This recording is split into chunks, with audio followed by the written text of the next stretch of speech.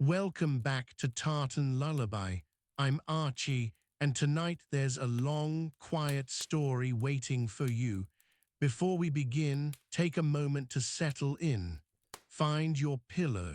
Soften your shoulders. Let the day go. Tartan Lullaby tells slow stories of Scotland.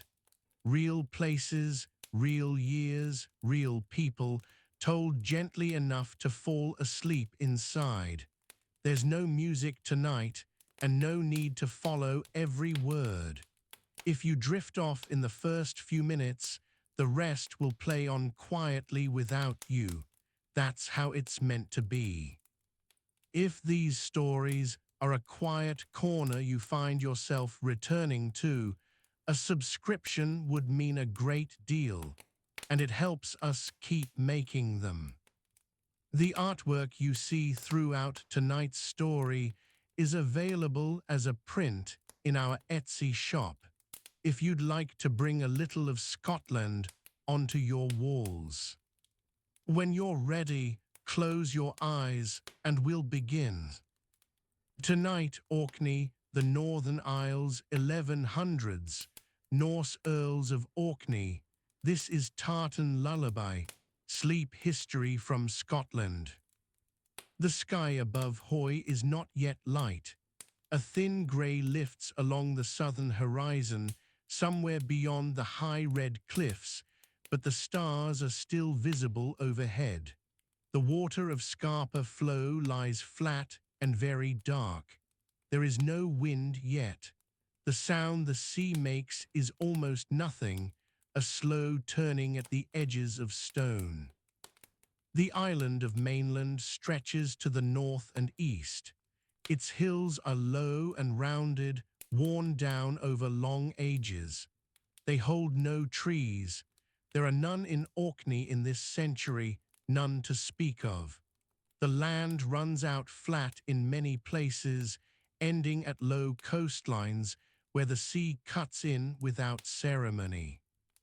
The lochs sit inland, quiet and grey, reflecting the first nothing of the coming morning. At Kirkwall, the settlement sits close to the shore of the wide firth. It is not yet a large town. The name comes from the Norse, Kirkjuvaga, the church bay. In the 1100s, it holds perhaps a few hundred souls. The buildings are low, built of the flat sandstone that comes easily from the ground here. Walls are thick. Roofs are turf, or sometimes thatch from the bent grass that grows along the margins of the fields. The streets, such as they are, run in no particular order between these buildings. The smell of peat smoke is constant in Kirkwall. It comes from every structure. Peat has been cut from the bogs since long before anyone now living was born.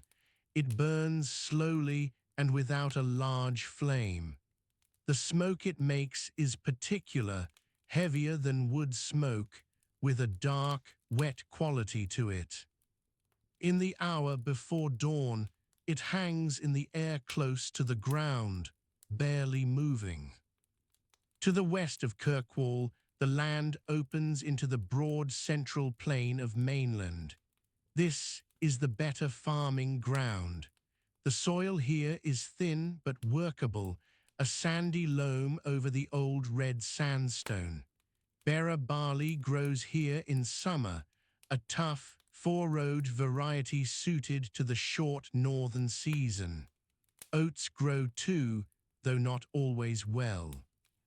The field strips run in long, narrow shapes, divided between households according to custom. In November, they lie empty and dark, the harvest long in by now. The Loch of Stenness is a few miles to the west of Kirkwall. In the early morning, it catches whatever pale light comes first from the sky. The standing stones beside it are very old, older than anyone's reckoning. They stand in their circle at the edge of the water, without explanation. The people living here in the 1100s pass them regularly. They are simply part of the landscape, as the hills are, as the shore is. Further west again, across the narrow causeway of land that divides the two lochs, the Loch of Harray opens out to the north. It is the larger loch, and it holds fresh water. Brown trout move in it. In these early morning hours, the surface is still, just barely disturbed by the feeding fish. A heron stands at the margin of the reed beds on the eastern shore, motionless, waiting. The islands that make up Orkney number more than 70, though many are only small skerries where grey seals haul out and nothing else lives. The larger islands each hold their own settlements. Rousay lies to the north of mainland across the Sound. Chapinsay sits to the east. Stronsay and Sanday and Westray lie further out still, each one lower and flatter than the last, trailing away into the northern sea. The people on those outer islands are closer in their daily lives to the sea than even the people of mainland are. South Ronaldsay closes off the southern end of Scarpa Flow. The tides run fast between it and the coast of Caithness, 10 miles to the south across the Pentland Firth. Those 10 miles are dangerous water. The Pentland Firth has tides that run at 10 or 12 knots at springs. In the 1100s crossing, it requires a careful reading of the conditions and a boat built for it. The boats here are Norse in their design. They are clinker-built, with overlapping strakes of oak planking, though the oak must come from somewhere else, from Norway or from Scotland, because there is none growing in Orkney. The hulls are shallow and flexible, suited to open sea. They are pulled up onto beaches at night, turned over or propped, because there are very few harbours with stone quays. The beach itself is the harbour. In Kirkwall, the boats that work the Firth are pulled up on the foreshore below the town. They lie there now in the dark, tilted slightly on the smooth round stones. The smell of tar and salt and old fish is in the wood. The lines and the oars are stowed inside or tucked beneath the hull to keep them from the damp. Everything here is organized against the damp. The Norse Earldom of Orkney has its seat at this time in the islands themselves. The early 1100s fall within the period of the Earls, men of Norse descent who hold the islands as their own territory, nominally under the authority of the Norwegian king, nominally too under the Scottish king to the south, in practice under neither for most purposes. Earl Magnus Erlendsson is the significant figure of this period. He has already been killed by this point on the island of Egilsay in 1117 by his cousin Haakon. The cult that will grow around Magnus is already beginning. Within a few decades, his bones will be brought to Kirkwall, and the great cathedral will be started in his name. But in these early morning hours, in the years just after 1117, the cathedral does not yet exist. There is a church at Kirkwall, a smaller structure, serving the settlement. It stands on ground that the coming cathedral will later cover entirely. The bishop for Orkney at this time operates under the authority of the Archbishop of Hamburg-Bremen and then later of Nidaros in Norway. The church here is Scandinavian in its organization, not yet fully integrated into the Roman structure that is tightening its hold across Europe in this century. The people waking now in Kirkwall are Norse-speaking. The language they use is a form of Old Norse, the same root as the language spoken in Norway and Iceland. It will remain the tongue of Orkney for several more centuries.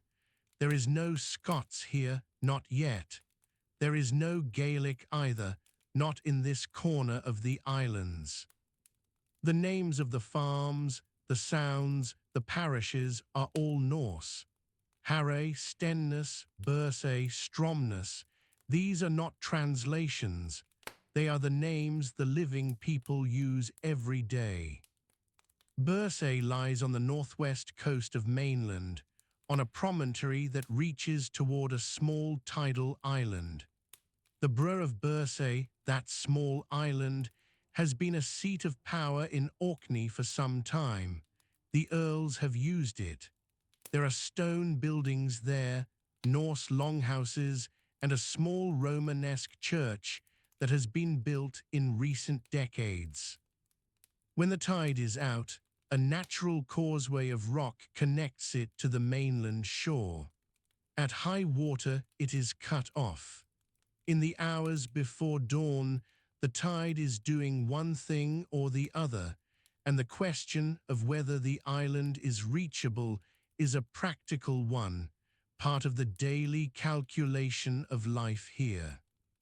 The Norse longhouse is the common form of domestic building across Orkney in this period. The plan is simple: a long rectangular space, maybe 12 or 14 meters in length, 3 or 4 meters wide inside. The walls are built of stone, dry-laid or mortared with clay. The floor is packed earth, sometimes flagged in part with the flat sandstone that lies everywhere in sheets just below the soil.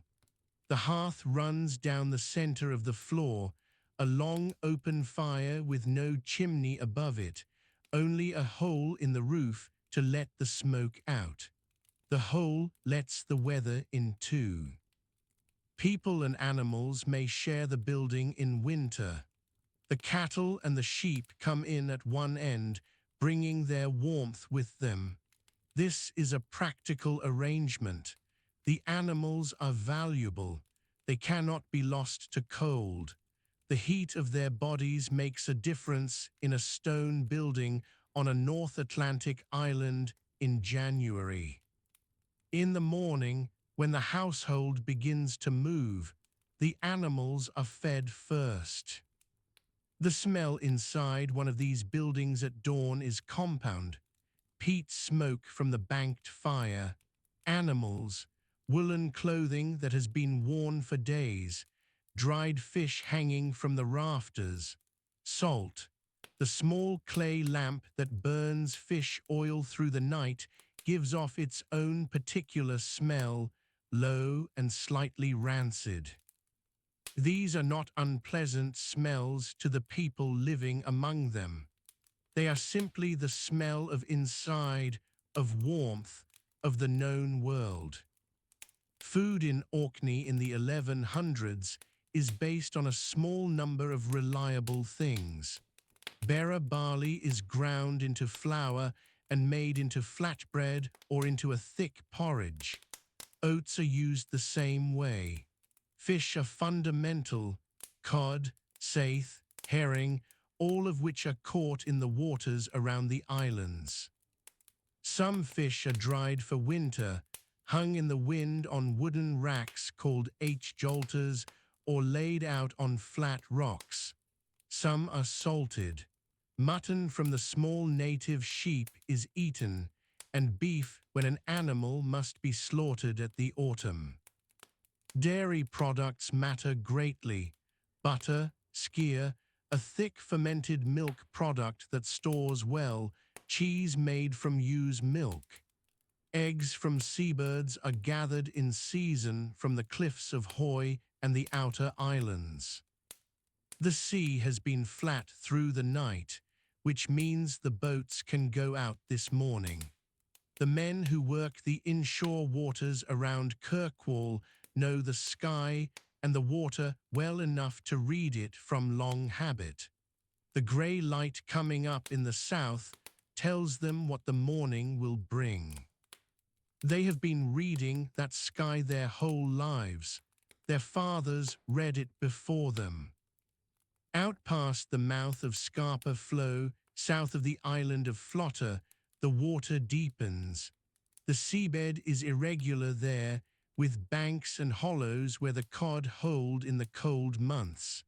The lines used for cod are long, with multiple hooks, set from the anchored boat and hauled by hand. The work is slow and cold. The hands that do it are thick-skinned and permanently salt-cracked. Mittens are worn, made of undyed wool spun from the fleeces of the native sheep. Those sheep are small, the native Orkney breed, close to what will later be called the North Ronaldsay sheep. They graze the low coastal ground and the heather moorland. They are never fully housed. They are outside in all seasons, finding what they can. In winter on the outer islands, some of them eat seaweed along the shore. The wool they produce is fine and varied in color, natural browns and grays and creams and near blacks. Women spin it on hand spindles. Weaving is done on upright looms set up inside the longhouse. The light is changing now over Hoy, the high ground of the Ward Hill, which rises to nearly 480 meters, the highest point in all of Orkney, is beginning to separate from the sky above it. It is not a dramatic change.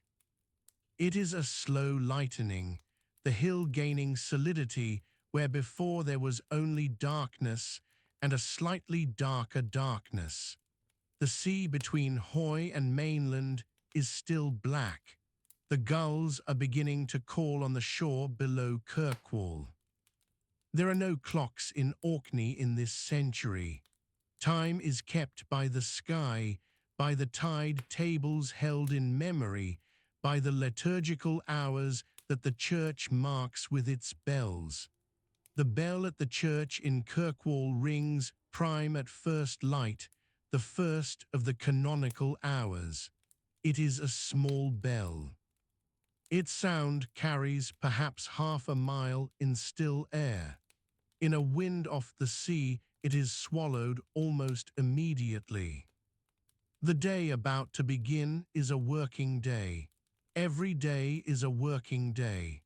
The Norse concept of the week holds, and there is a Sunday, a day set aside in practice, if not always in strict observance.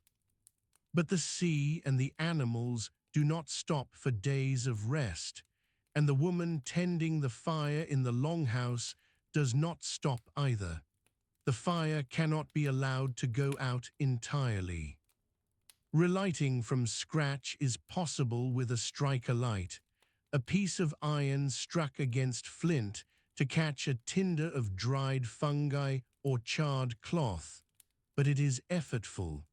Keeping the peat banked overnight, managing the fire through the dark hours, is part of the ordinary discipline of the household. The peat banks lie out on the moorland to the east and south of Kirkwall. They have been cut in the same places for generations. Each family knows its own banks. The cutting is done in late spring or early summer when the peat has dried sufficiently to be worked. It is cut in rectangular blocks with a tool called a tusker, a kind of angled spade. The blocks are stacked to dry further in small pyramidal piles on the open ground, then carried home in creels on the backs of people or ponies. The Orkney pony is short and strong, suited to the carrying work of these islands, bred for it over uncounted years of selection. The sky above mainland is still dark. It is early morning in the first years of the 12th century. A thin wind comes off the Pentland Firth and moves across the low ground between Kirkwall and the shore. There are no trees to slow it.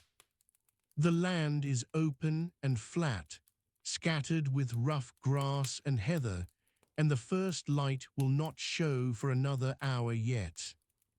A man rises from his sleeping place inside a stone longhouse near the edge of Bursay. The walls of the house are thick, more than a metre of dry-stacked flagstone, and the floor is packed earth. There is a central hearth. The fire has burned low through the night, and he leans over it and adds a piece of dried peat from the stack near the door. The smoke rises and finds its way out through the roof opening above. He sleeps fully clothed. Most people do in winter. He wears a woolen tunic that reaches to mid-thigh, and over it a heavier outer garment of the same material, thicker and coarser. The wool comes from the small native sheep that graze the hillsides of mainland and Hoy and the lesser islands. These animals are hardy and close-coated. Their fleece is not soft. The cloth made from it is dense and windproof, and it serves that purpose well here. His trousers are also wool, bound at the ankle with strips of cloth. His shoes are simple turned leather constructions, the sole and upper cut from a single piece of hide and stitched along one seam. They offer very little against standing water. In wet ground, and much of Orkney's ground is wet, his feet will be damp within minutes of leaving the house. Before he leaves, he eats. There is a clay pot near the hearth. Inside it is a thick porridge made from here, a grain that has been cultivated in Orkney for several centuries by this time. Here is a hardy variety of barley, very tolerant of wind and poor soil. It grows on the shallow, stony ground of these islands where other grains will not. He eats the porridge from a wooden bowl. There is no spoon made of metal. He uses one carved from bone. The porridge has no sweetening. There may be a little salt if the household has it. Some mornings there is dried fish as well. Saithe and cod are taken from the surrounding waters and dried on wooden racks in the wind. They are eaten as they are, hard and strong-tasting, torn into strips. There is no bread this morning. Bread baked from here flour is coarser and denser than wheat bread, and it is made when there is time. Today there is not. He steps outside. The settlement at Bursay is small. There are perhaps a dozen buildings of various sizes grouped on slightly rising ground near the shore of the Bay of Bursay. To the northwest, the tidal island of the Bro is just visible in the dark. It holds a small Norse settlement and a church, and the remains of what was once an important seat of Norse power in these islands. The Earl of Orkney has had his residence connected to this place, but that era is already shifting. The center of Norse authority in these islands is beginning to move eastward toward Kirkwall. The path he walks is not a road. It is a track worn into the ground by repeated use. It follows the line of least resistance across the landscape, avoiding the worst boggy patches and keeping to higher ground where the surface is firmer. He walks perhaps 2 miles to reach the place where he works. In the dark, he knows the way by memory and by the feel of the ground underfoot. He is a craftsman who works with iron. There is a small smithy at the settlement, a low building partly dug into the hillside to give it some shelter. The hearth inside is a stone-lined pit. The bellows are made from animal hide stretched over a wooden frame. He heats iron in the hearth and shapes it with a hammer and an anvil that was brought to these islands from Norway or traded across the North Sea. Iron itself does not come from Orkney. There is no local iron ore. Every piece of it is imported, which means every piece is treated with care. Nothing is wasted. The tools he makes are practical. He makes iron nails for boat construction. He makes the iron fittings for doors, hinges, pintles, staples. He makes agricultural implements, small bladed tools for cutting turf, hooks for managing livestock, the occasional iron share for a plough. These items are in constant demand. The soil here is worked with an ard, a simple pointed implement that breaks and loosens the earth without turning it fully. Some farmers have moved to a heavier plough that can turn the sod, but the ard is still common on the lighter soils. Across the settlement, other workers are beginning their mornings at roughly the same time. A woman emerges from a nearby house. She is responsible for the weaving in this household. Orkney in the 12th century produces considerable amounts of woven cloth, both for local use and as a taxable commodity within the Norse earldom. Skeins of spun wool hang from a wooden peg near her door. She has been spinning since the previous evening, using a drop spindle weighted with a small whirl of carved stone or fired clay. These spindle whirls are found across every settlement in Orkney from this period. They are among the most common objects recovered from the ground centuries later. Her loom stands inside the house against one wall. It is a warp-weighted loom, an upright frame from which vertical threads hang weighted at the bottom with stones or clay loom weights. She weaves horizontally across these hanging threads. The cloth produced this way is strong and serviceable. It is not fine cloth. Fine cloth comes from the continent or from Bergen or from tradesmen who deal in luxury goods along the Norse trading routes. What she makes is everyday cloth, the kind worn by almost everyone in Orkney in this century. A short walk from the smithy, a man is preparing to go out onto the water. He is a fisherman, and he works from a small open boat built in the Norse tradition.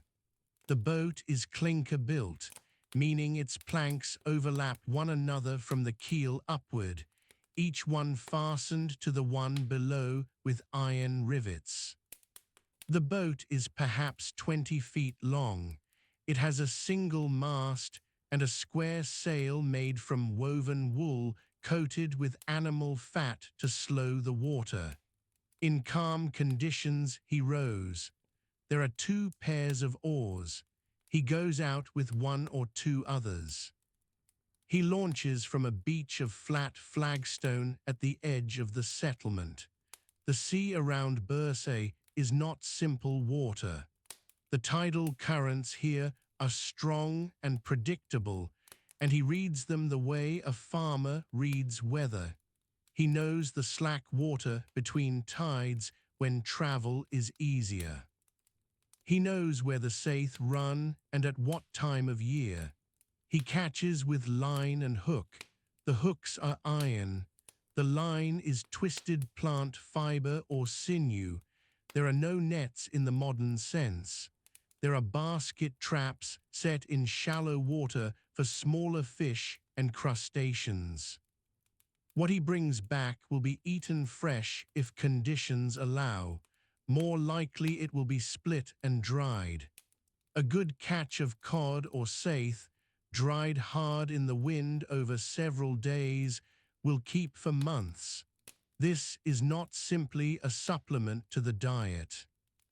In winter, when agricultural production is exhausted and the land offers nothing, dried fish is the difference between enough food and not enough.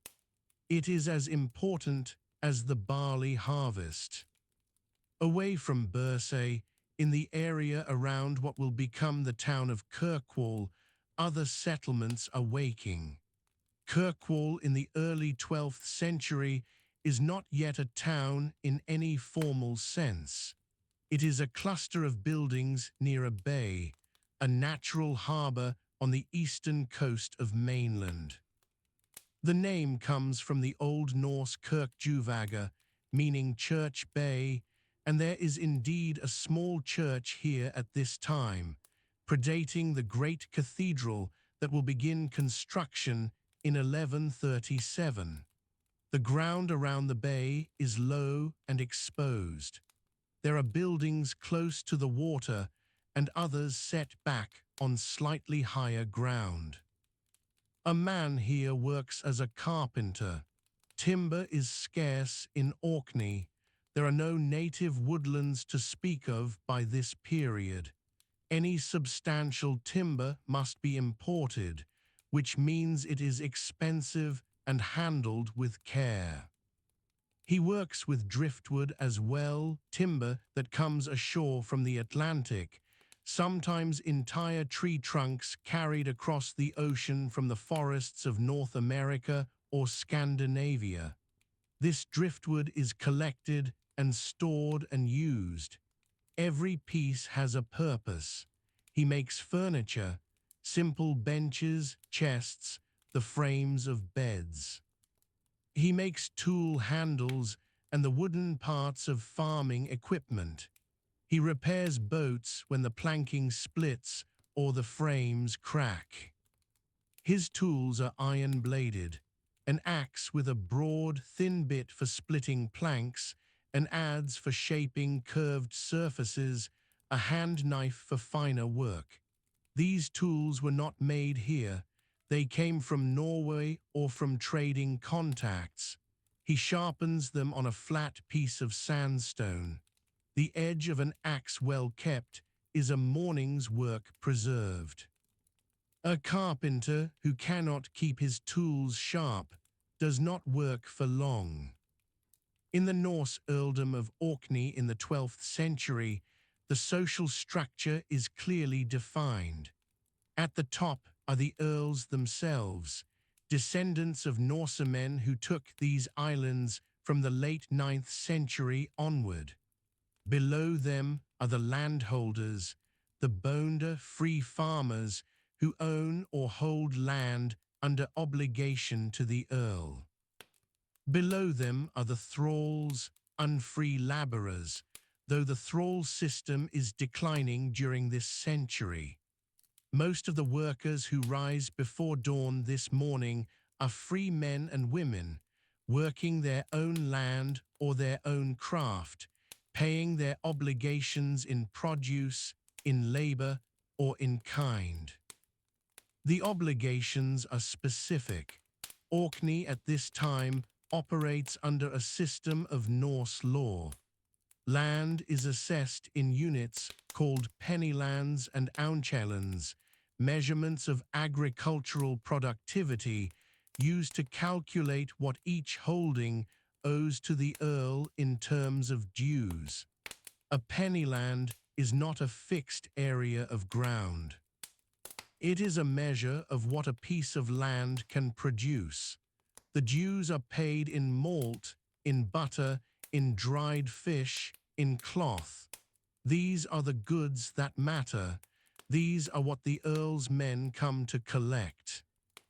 A farm on the fertile west coast of mainland, somewhere between Bursay and Sandwich, wakes to its own morning rhythm.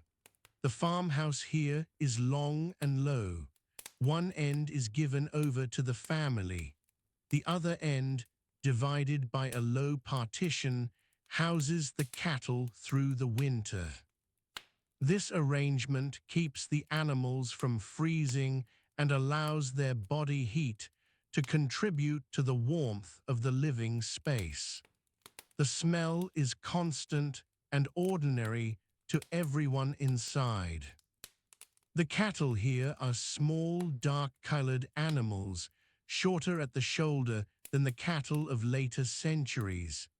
They are kept primarily for milk in the summer months and for meat in autumn, when animals that cannot be fed through winter are slaughtered. The slaughter happens in October or November, and the meat is salted or dried. Salt is a valuable commodity in Orkney.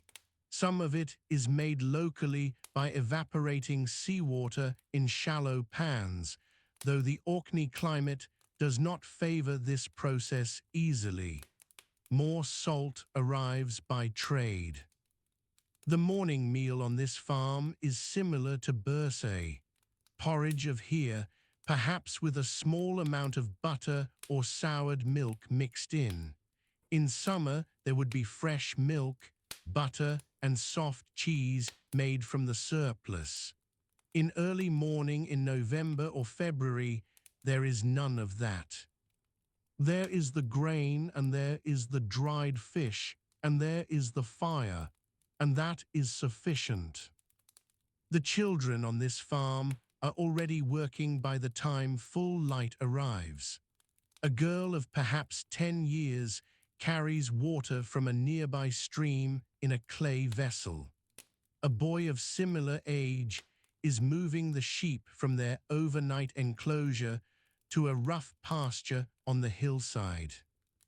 The sheep here in the 12th century are the ancestors of what will later be called the North Ronaldsay breed, small and self-sufficient.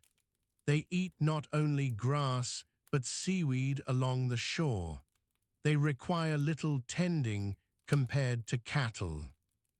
The tools the children use are simple: a wooden crook for managing sheep, a clay pot for water, a length of rope made from twisted plant fiber or from the hair of horses. There are horses in Orkney in this period, small and stocky animals used for carrying loads across the rough ground.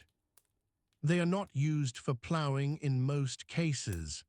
That work is done by oxen, where a heavier plough is in use. On the shore below the farm, a man is working with tar. He is sealing the lower planks of his boat with a mixture of pine tar and animal fat. The pine tar is imported. It comes via the Norse trade routes from Scandinavia, where pine forests provide it in quantity. It is brushed on with a bundle of rough cloth or coarse fiber. The smell carries a long way in the cold morning air. He works with his back to the wind, and the boat pulled up on the flat stones of the beach above the tide line. The tide has turned at the bay of Kirkwall. The water pulls back from the flat stones at the shore, and the light comes grey and low across the firth of Shapinsay. It is mid-morning. The men who walked down before dawn are already at their work. Orkney in the 1100s is a place built on the sea, not simply near it or dependent on it in the way that inland places depend on distant rivers. The sea is the floor of every working day here. It shapes when men rise, when they eat, when they return. The fishing is not a single trade. It is a set of trades folded inside each other. each one touching the next, each one answering the demands of the tide and the season. The boats used in this period are small by any later standard.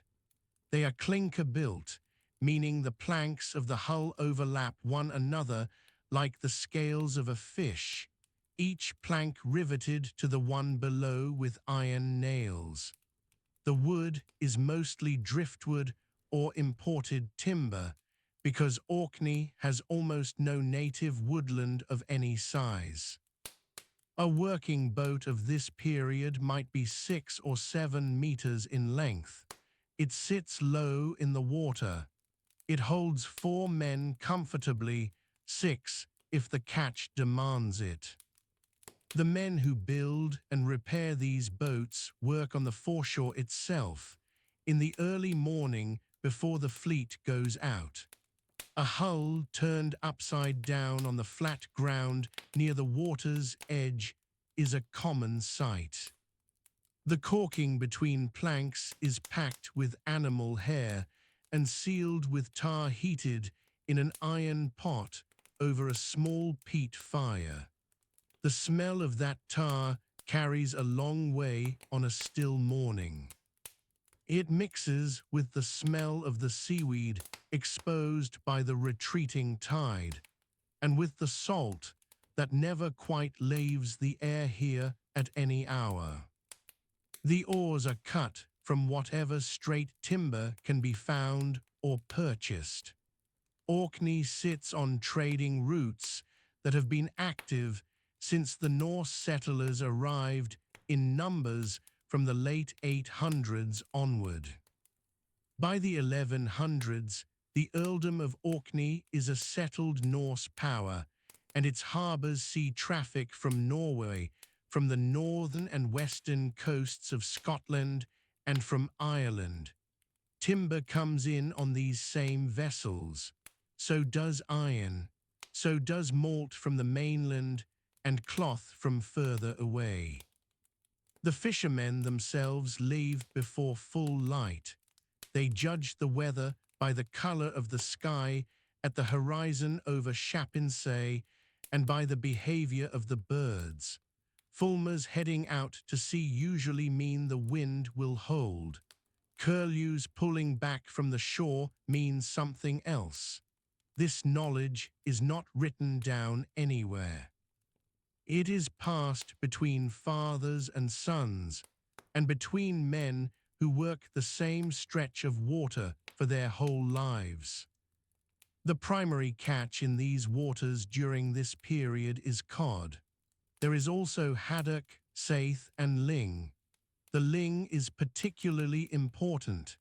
It is a long, firm-fleshed fish that dries well, and in a place without reliable cold storage, a fish that dries well is a fish that can be traded. The ling caught off the north coast of mainland Orkney and around the headlands of Hoy are cleaned at sea if the men have time, or brought ashore still whole if the hold is full and the weather pressing. The line used for fishing at this depth is made from twisted plant fibre or from animal gut. Each man on the boat maintains his own lines. The hooks are small iron points, hand-forged by a smith who may work 100 meters from the water. The lines are coiled into wooden or wicker baskets to keep them from tangling. Before the boat goes out, the hooks are baited with pieces of the previous day's lesser catch, or with limpets prized from the rocks at low water. The limpets are gathered by women and children working the foreshore in the hour before dawn. They move slowly along the exposed rock, using a flat iron tool to lever the shells free. The limpets are collected into creels, which are basketwork containers woven from heather stems or marram grass. The creels are heavy when full. They are carried on the back or slung across both shoulders on a wooden yoke. On the shore near Kirkwall, the ground between the water and the earliest buildings is not a clean harbour edge in this period. It is a working margin. Boats are drawn up onto it. Nets are spread across it to dry. Ropes coil across the flat stones. A rack of drying fish stands perhaps 20 meters from the water, built from horizontal poles lashed between upright posts driven into the ground. The fish are split down the belly and opened flat. They are hung over the poles by their tails. The wind does the rest. The wind in Orkney in the 1100s, as now, is almost constant. But in this period, it has more work to do than dry fish. There are horizontal mills operating on several of the islands by this time, mills that use the flow of small burns and streams rather than wind. But the Norse tradition of mill building is well established here. On mainland Orkney, burns running down from the higher ground above Kirkwall carry enough water through the year to drive a millstone. The millstones are heavy discs of local stone, roughly dressed. The lower stone is fixed.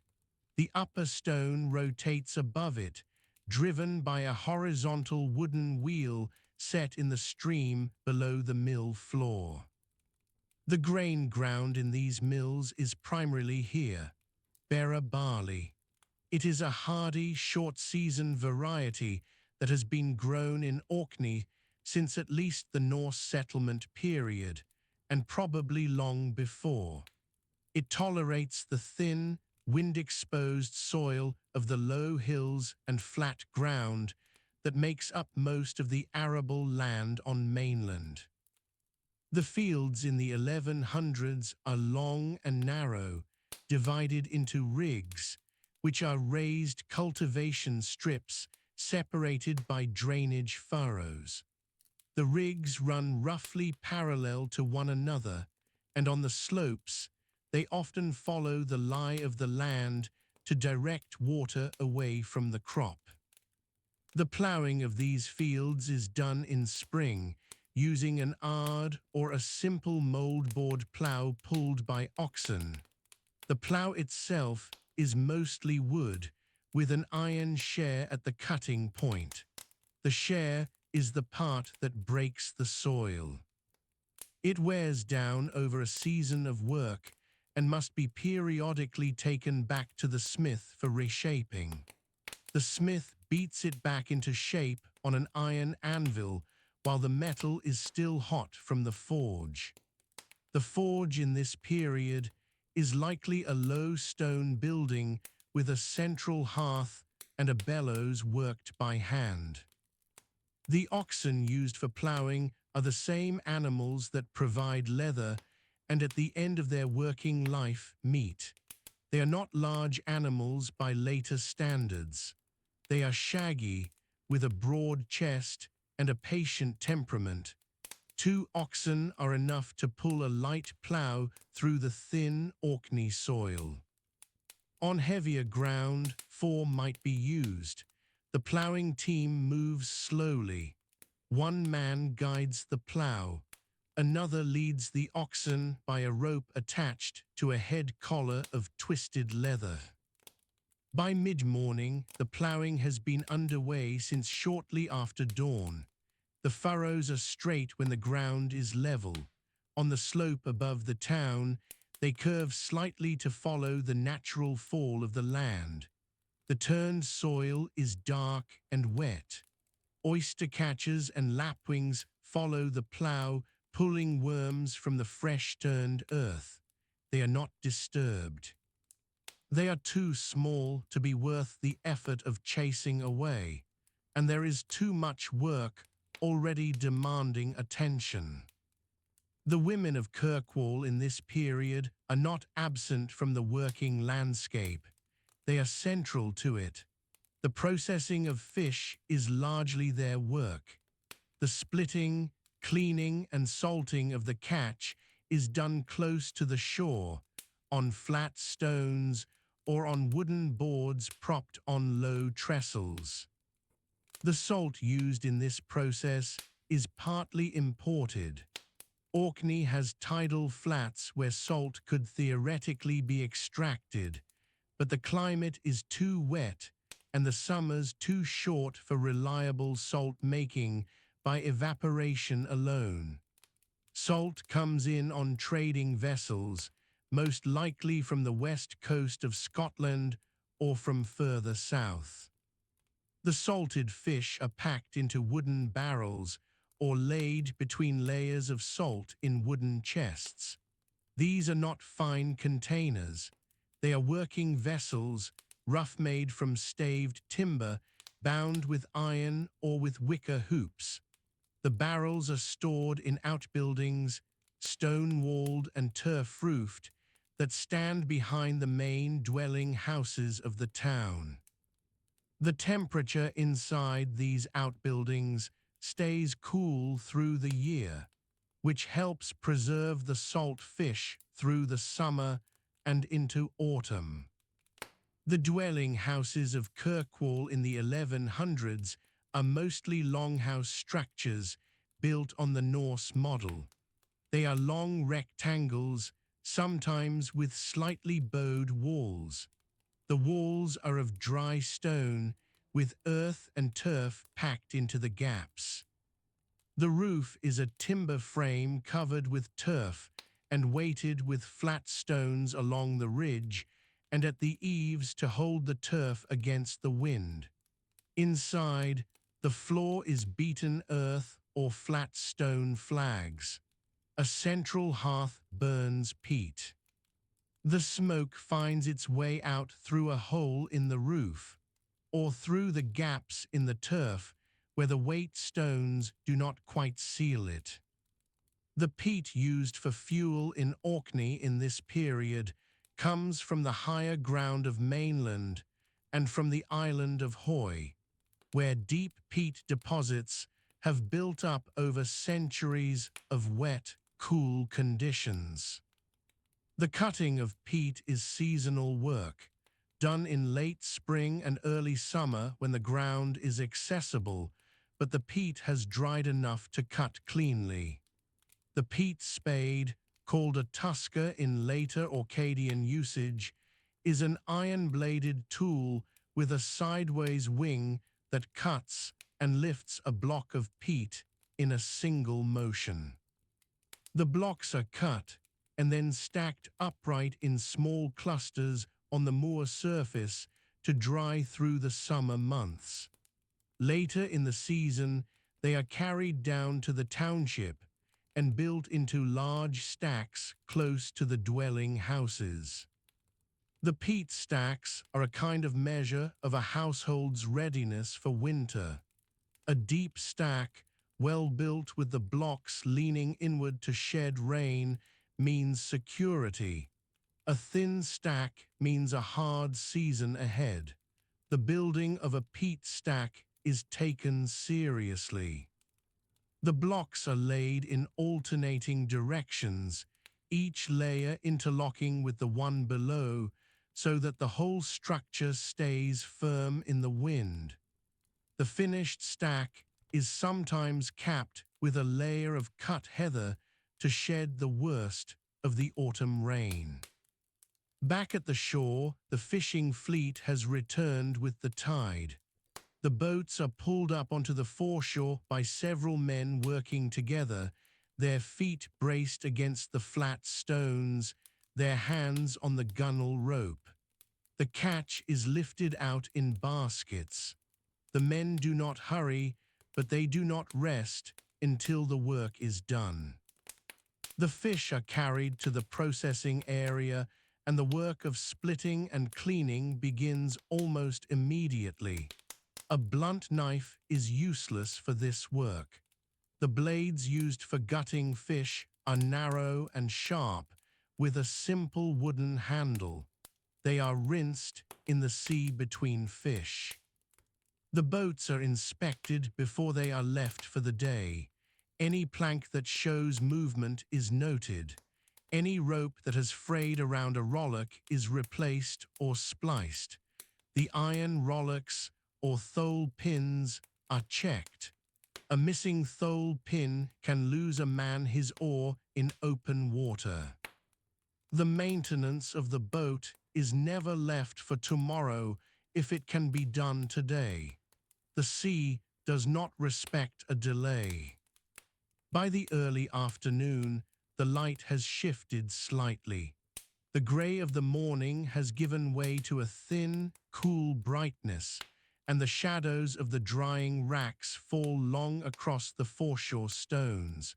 The smell of fish is everywhere. It settles into cloth and into hair and into the wood of the buildings nearest the shore. The men who work the boats carry it with them into their houses in the evening. It is not remarkable. It is simply the smell of this place in this season. Further up the low rise from the shore, the sounds of the town are different. There is the knock of a hammer on stone where someone is repairing a wall.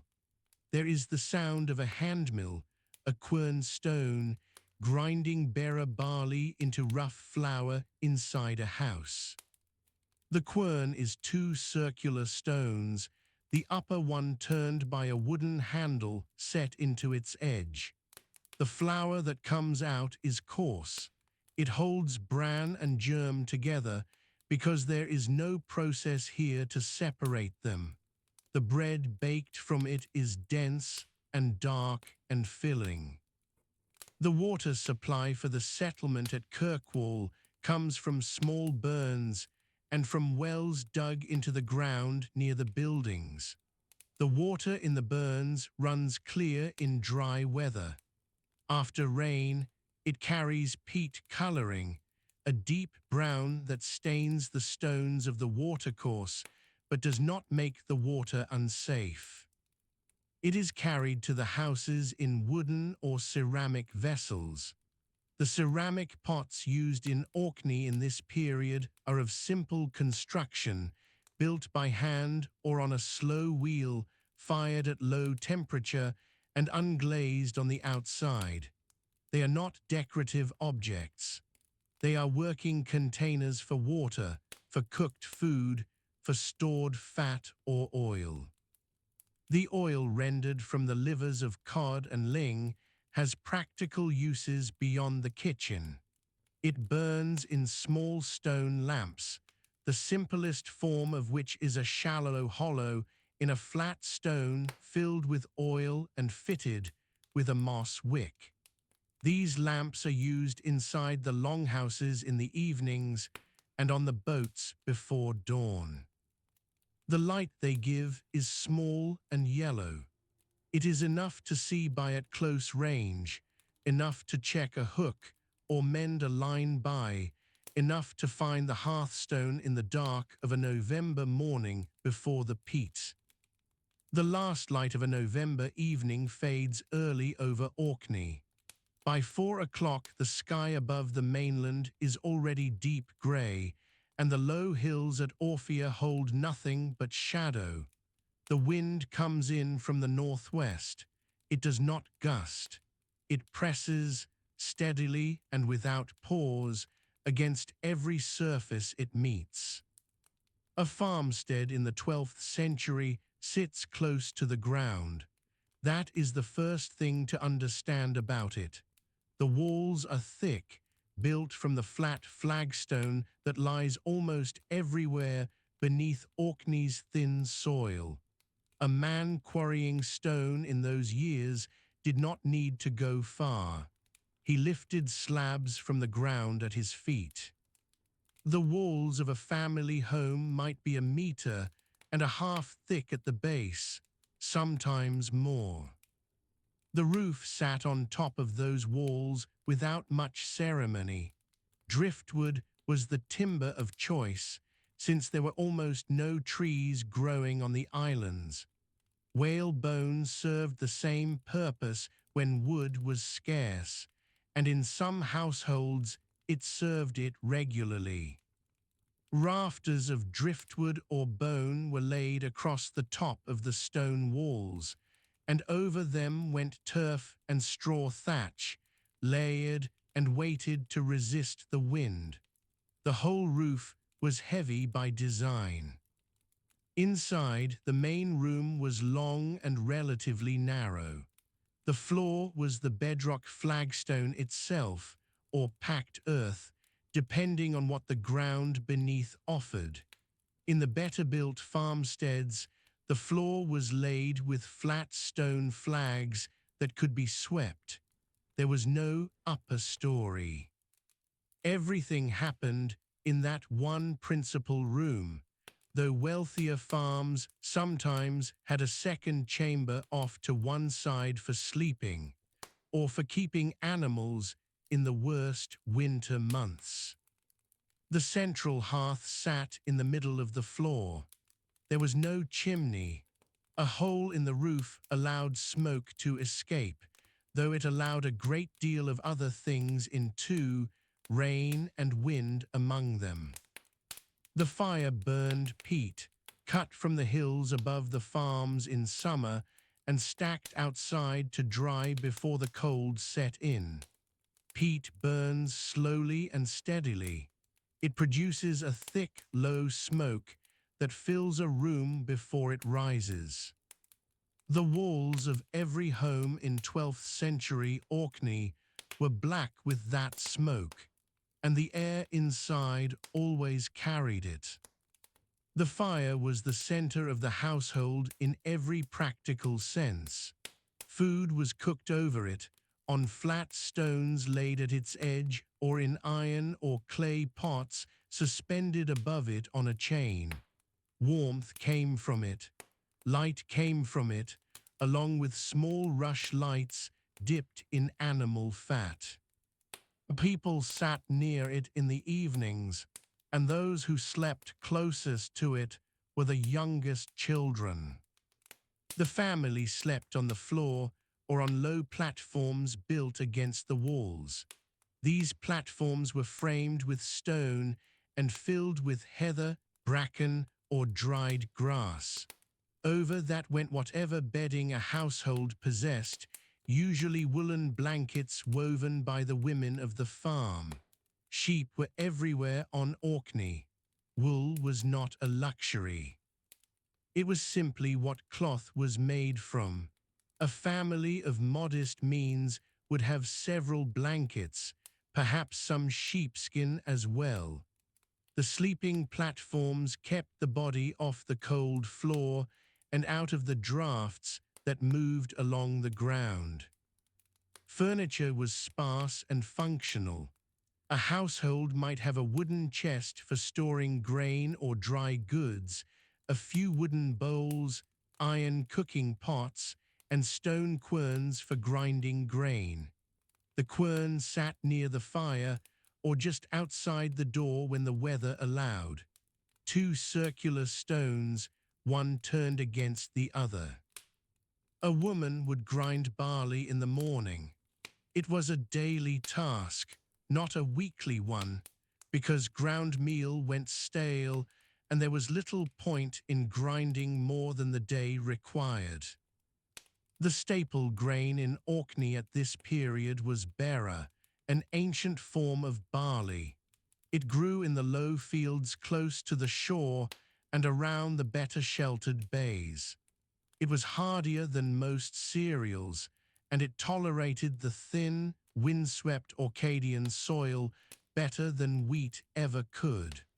Wheat was not grown here in any quantity. Oats were grown too, and both grains ended up as porridge, flatbread, or a thick, simple bannock cooked on the flat stone at the fire's edge. Fish was eaten daily in most households. The waters around Orkney were extraordinarily productive.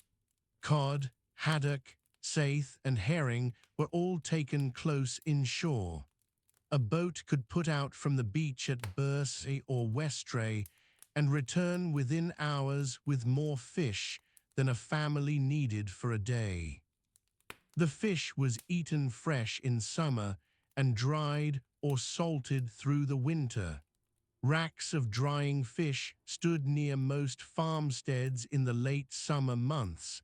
The fish split open and hung in the salt air. The smell was everywhere. Cattle were kept on almost every farm. They were smaller animals than modern breeds, with shorter legs and a rough, long-haired coat. They gave milk through the summer and were slaughtered in the autumn when the grass failed and the cost of feeding them through winter became too great. The meat was salted down in wooden barrels or stone-lined pits. Dairy was important through the warmer months. Butter was made and packed into wooden containers, sometimes buried in the peat bog to preserve it, a practice common across the Norse world. Cheese was made too, though it was a simple fresh cheese rather than anything aged. Sheep grazed the hill ground above the farms. They were small and wiry, similar in type to the Soay sheep that still survive today on some of the northern islands. They were not primarily kept for eating. Their wool was the more valuable product. A ewe sheared once a year in early summer produced enough wool for a family to spin and weave through the winter months. Women spun constantly. It was work that could be done while watching children, while resting, while sitting by the fire at night. A spindle whorl, a small disc of stone with a hole in its center, was among the most common objects in any Orcadian home. Children in these households worked from a young age. A child of 5 or 6 was expected to carry water, tend the fire, and keep smaller siblings from wandering too close to it. By 10, a boy was working alongside his father in the fields or hauling fish on the beach. A girl of the same age was already spinning, milking, and helping with the heavier tasks of butter making. The division of labor was absolute, and it began early. The farm buildings clustered together, not for any architectural reason, but because the same wind that pressed against the walls also carried away heat, and buildings placed close to one another gave one another some shelter. There might be a byre attached directly to the main house, or separated from it by only a narrow passage. The cattle slept in the byre through the winter, and the warmth they produced was not wasted. On the coldest nights of January, with the wind loading the air with sleet, the body heat of 6 or 8 cattle moved through the shared wall and made the sleeping platform a degree or 2 warmer than it would otherwise have been. Water came from a burn or a spring near the farmstead. Orkney is well-watered land. The rain is frequent, and the burns run full for most of the year. A woman carrying water each morning walked no great distance in most parts of the mainland, though on some of the smaller islands finding fresh water required more effort. The water was carried in wooden buckets or in clay vessels. It was used for cooking, for washing, and for the cattle. There was no formal arrangement for removing waste from the farm. Midden heaps built up close to the buildings. Clothing was wool throughout. A man working in the fields wore a long woolen tunic belted at the waist, woolen trousers bound with strips of cloth or leather at the lower leg, and leather shoes. The shoes were simple, cut from a single piece of hide and stitched together with a thong. They wore out quickly on the rough stone paths and the wet ground. Women wore a longer woolen dress, also belted, with a heavy shawl or wrap over the shoulders. Linen was imported from further south and east, and a linen undergarment was a possession of some value. Most ordinary families in Orkney did not own much linen. The Norse influence on Orcadian life in the 12th century was not background color. It was the texture of everything.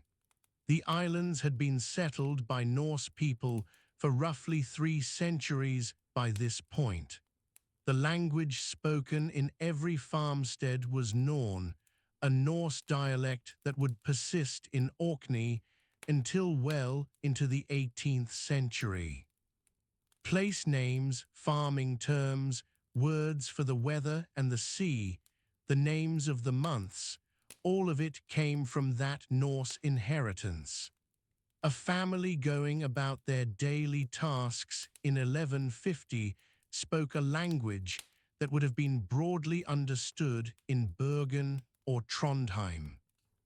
The Earl of Orkney in this period held authority over the islands, though that authority was expressed through local men, through the farmers who held their land and owed dues in return. The dues were paid not in money, in the main, but in kind. A family delivered a portion of their grain, their butter, their dried fish, and their dried malt to the local representative of the Earl each year. This payment was recorded, and it was expected. A family that failed to pay without good reason could lose their tenancy. The church was present in Orkney by the 12th century and becoming more firmly established year by year. The great cathedral of St. Magnus at Kirkwall was begun around 1137 by Earl Rognvald. For ordinary families in the rural parts of the mainland, the cathedral was a distant and rather grand fact. Their immediate experience of the church was the small local chapel, usually a plain stone building of no great scale, set on a slight rise near the main cluster of farms in a district. Sunday brought a walk to that chapel. It also brought a cessation of field work, which was as significant in practical terms as any spiritual observance. The seasonal rhythm of the farm was everything. Spring began with ploughing, done with a simple ard, a pointed wooden implement pulled by an ox or by a pair of men working together on the steeper ground where animals struggled to keep footing. The ard scratched the soil rather than turned it. Orkney's thin soils did not require deep tillage. Seed was broadcast by hand across the prepared ground in April and then left to the weather. Summers were cool even in good years, and the window between the last frost and the first autumn gale was not wide. Hay was cut in July and dried in the fields before being carried into the barn. The hay sustained the cattle through the winter months, when the pasture offered nothing. A farm that put away enough hay before the autumn was a farm that kept its cattle alive. A farm that did not face difficult decisions in November and December about which animals to slaughter and which to carry through on diminishing reserves. The harvest came in August or September. Bearer was cut with a hand sickle, bound into sheaves, and stacked in the field to dry before being brought inside. Threshing was done with a wooden flail beaten against the stone floor of the barn, and the grain was then winnowed in the open air, tossed in a wooden tray so the wind carried away the chaff. Every step of this process was done by hand, and the whole family participated. Children too young to swing a sickle could bind sheaves. Old people who could no longer cut could thresh. The evenings in autumn, once the harvest was secured and the cattle were settling into their winter arrangements, were the quietest part of the farming year. The fire burned. The smoke rose slowly. A woman moved the spindle between her fingers without needing to look at it. A man repaired a piece of leather harness. Children lay on the sleeping platform. The wind pressed against the thick flagstone walls and found nowhere to enter. Outside the door, the last of the autumn light lay flat across the water at Scarpa or along the low shore at Evie. The cattle shifted in the byre. A rushlight burned near the chest where the grain was kept, and threw an orange shape across the low ceiling, and the peat in the hearth settled with a sound no louder than a breath, and the room held everything the family. The wind comes off the Pentland Firth before first light. It moves across the low grass of the Orkney mainland and finds no hills to slow it. The islands sit flat against the sea, and in the year 1100 they were Norse in almost every detail. The language was Norse. The names of the farms were Norse. The men who held the land owed their loyalty to a Norse Earls. Kirkwall was already the principal settlement of the mainland. It stood near the head of the wide firth, where boats could be dragged up onto flat shore. The name came from the Norse Kirkjuvaga, meaning church bay. There was a church there before the great cathedral was begun. St. Olaf's Church stood in Kirkwall before 1137, and it was around that small stone building that the town gathered its shape. The Cathedral of St. Magnus was begun around 1137 on the orders of Earl Rognvald Carly Colson. It rose slowly over the following decades. The stone was red sandstone from Ede, ferried across by boat, and yellow sandstone from the mainland itself. While the builders worked, people moved around the site in the ordinary course of their day. The cathedral was not yet finished, but it was already the center around which weekly life turned. Sunday was a day of rest in name, though the animals still needed tending. Cattle and sheep grazed on the in-by land closest to the farms. Someone had to walk out to them in the early morning, even on a feast day. The church service itself would have drawn people in from the surrounding townships. They came on foot, mostly, along tracks worn into the thin soil above the bedrock. The week had a shape that was tied to the church calendar and to the sea. Monday was for resuming work after the Sunday rest. The longer tasks, the ploughing, the cutting of peat, the mending of boats, settled into the middle days of the week. Saturday was a preparation day. Food was made ready. Tools were set aside. The hearth was kept burning through the night before Sunday. Market gatherings in 12th century Orkney were not formal affairs with a royal charter. They grew from practical need. Kirkwall's position on the water made it a natural place to bring goods ashore and exchange them. Dried fish was the currency of ordinary trade. Cod and saithe were taken out past the Burgh of Bursay and the headlands of Hoy. They were salted or dried on wooden racks set up near the shore. A man bringing dried fish to Kirkwall could exchange it for grain, for cloth, or for iron tools. Stromness did not yet exist as a settlement of any note. That town came later, growing around a sheltered bay on the west mainland. In the 1100s, the western shore of the mainland was farmland, with small clusters of buildings set back from the water. The focus of movement and exchange was the east, toward Kirkwall and the wide firth. Grain was grown on the better land. Here and there across the mainland, Berra barley was cultivated in small rigs.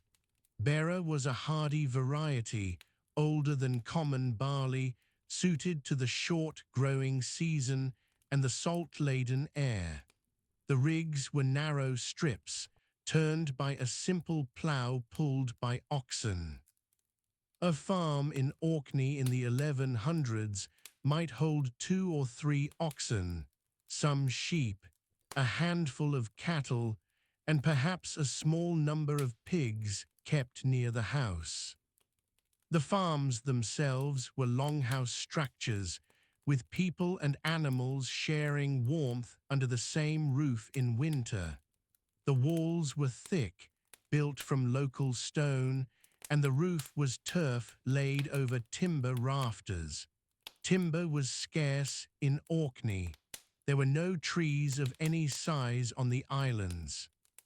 Wood came from driftwood gathered on the beaches, or it was brought in by boat from Norway or from the forests of the Scottish mainland. A good beam was kept and repaired for generations. The hearth was central to everything. It sat on the floor near the middle of the main room. Smoke rose and found its way out through a hole in the roof or through the gaps at the eaves. Peat was the fuel. The peat banks were cut in spring, the blocks stacked to dry through summer, and carried home before the autumn rains came. A family might spend several days in June cutting enough peat to last the following winter. Feast days broke the pattern of ordinary weeks. The church calendar brought a series of fixed points through the year. Christmas, which was then called Yule and carried deep Norse custom beneath its Christian surface, was observed for 12 days. The word Yule itself was Norse, and the practices around it mixed the old and the new without any clear boundary between them. The Earl's household would have held a feast. Meat that had been salted down in autumn was brought out. Ale was brewed from Berra barley. Flatbreads were baked on hearthstones. Easter came after a long winter, and it marked the point when the days were lengthening toward ploughing season. The 40 days of Lent before Easter were a period of restricted diet. Fish replaced meat for most people, which was less of a hardship in Orkney than it might have been inland. The seas were full of cod, haddock, and herring. A family near the shore was never far from fish, even in midwinter. The feast of St. Olaf fell on the 29th of July. This was the day that held special weight in Kirkwall after the cathedral dedicated to St. Magnus began to rise. But the cult of St. Olaf, the Norwegian king martyred at the Battle of Stiklestad in 1030, was already present in Orkney before the Magnus dedication. The small church in Kirkwall bore his name. His feast day brought people into the town from the surrounding farms. It was a day for gathering, for trading, and for hearing news from boats recently arrived. Boats arrived from Norway, from Shetland, from the Hebrides, and from the ports of the Scottish east coast. The trading links between Orkney and Bergen were well established.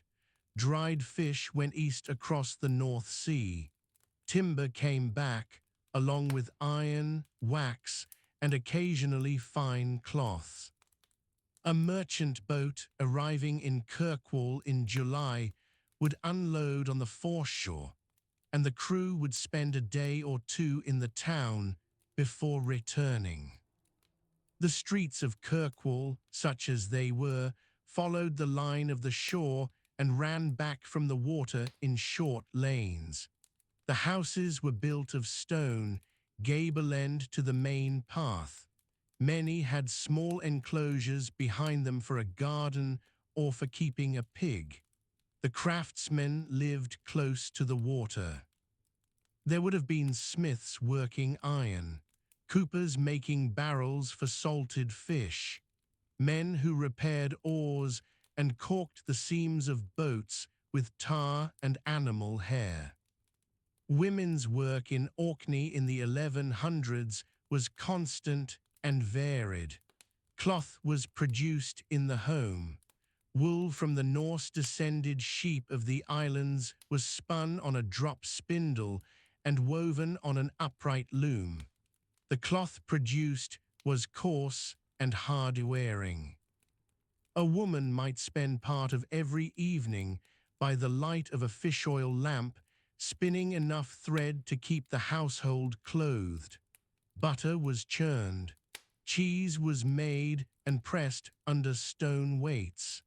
Bread was baked on flat stones set close to the fire. The Norse sagas mention Orkney frequently, and they give a sense of the social gatherings that shaped life there. The drinking hall, the Scarley, was where men gathered in the evenings during the long winter months. The Earls' Hall at Bursay, on the Bure at the northwest corner of the mainland, was a substantial building. Excavation in later centuries revealed the stone foundations of a Norse settlement there, with a church, a hall, and several outbuildings. In the 1100s, Bursay was still a seat of earls, though Kirkwall was rising in importance. The Bure of Bursay is a tidal island, connected to the mainland at low tide by a strip of rock and sand. At high tide, it becomes an island again. Life there had a particular rhythm shaped by the tides. A man walking to the Bure had to know the state of the water before he set out. The church on the Bure was a simple Romanesque building. People crossed the tide strand on Sundays and feast days to attend services there. In the evenings at the Earls' Hall, there would have been storytelling. The Norse tradition of oral poetry was still vigorous in the 12th century. The sagas were not yet written down, but the stories they contained were known and repeated. A skald, a court poet, composed verses in strict meters that praised the deeds of the earl and commemorated battles and voyages. These verses were memorized and recited. The hall would have been lit by tallow candles and by the fire, and the men sitting along the benches would have known many of the verses by heart. The church and the hall were the two poles of community life. On Sunday morning, people gathered at the church. On winter evenings, if they were close enough to the Earl's seat, they might gather at the hall. For most people, though, the real gathering place was the farm itself and the farms of the neighboring townships. 2 or 3 farms might sit close enough together that their households shared tasks. The cutting of peat, the harvest of grain, the slaughter of animals in late autumn, these were jobs that required more than one family's hands. Neighbors helped each other at the harvest. The bearer was cut with iron sickles in late August or September depending on the weather. The sheaves were tied and stacked in the field to dry. Women and children helped to carry the sheaves. Old men sharpened tools and kept the horses steady. The work went on until the light went, and then the families might eat together before walking back to their own houses in the dark. The sea shaped the year as much as the land did. The fishing season for cod and saithe ran through winter and early spring. The boats used were open vessels, clinker-built in the Norse fashion, rowed by 4 or 6 oars and sometimes fitted with a square sail. A crew of 4 men might go out several miles before dawn and return by mid-morning with enough fish to salt down for weeks. The boats were kept on the shore above the high tide mark, rolled up on wooden rollers and weighted down with stones against the wind. Herring arrived in the waters around Orkney in late summer.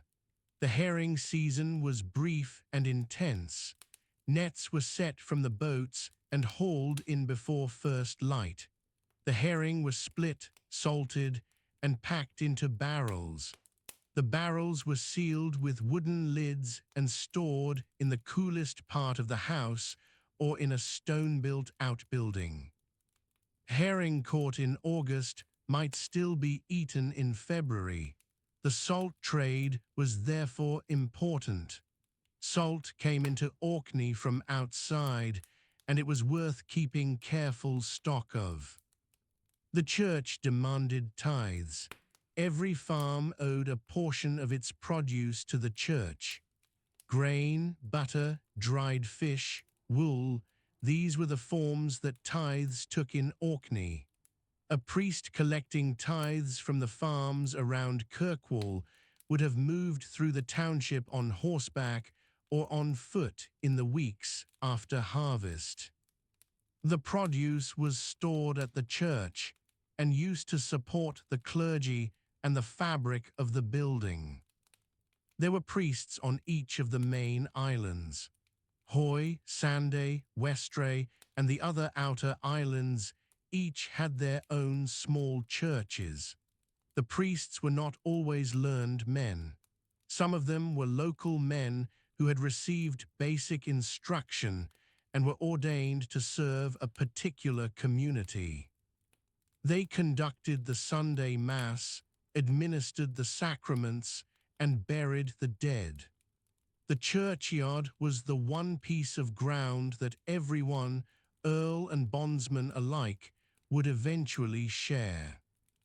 The bondsmen, the unfree workers who labored on the estates of the great Norse landowners, formed part of the population of Orkney throughout this period.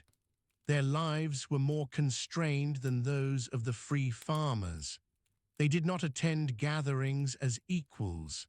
They worked the land their lord held and owed him labor as well as produce.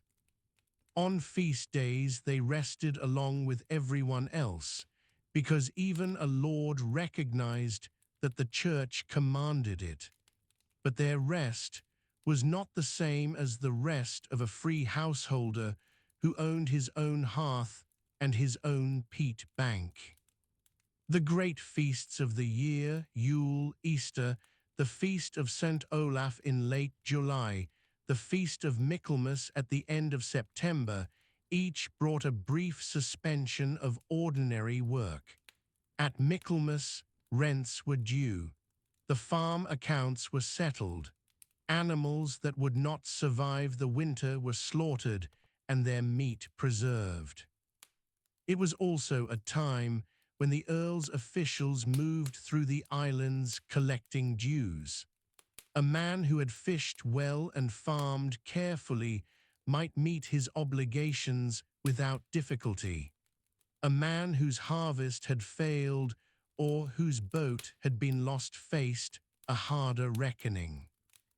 The islands had their own system of measurement and land division, inherited from centuries of Norse settlement.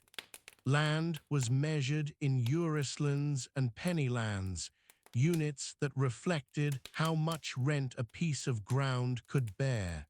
These were not simply geographic measures, they were fiscal ones.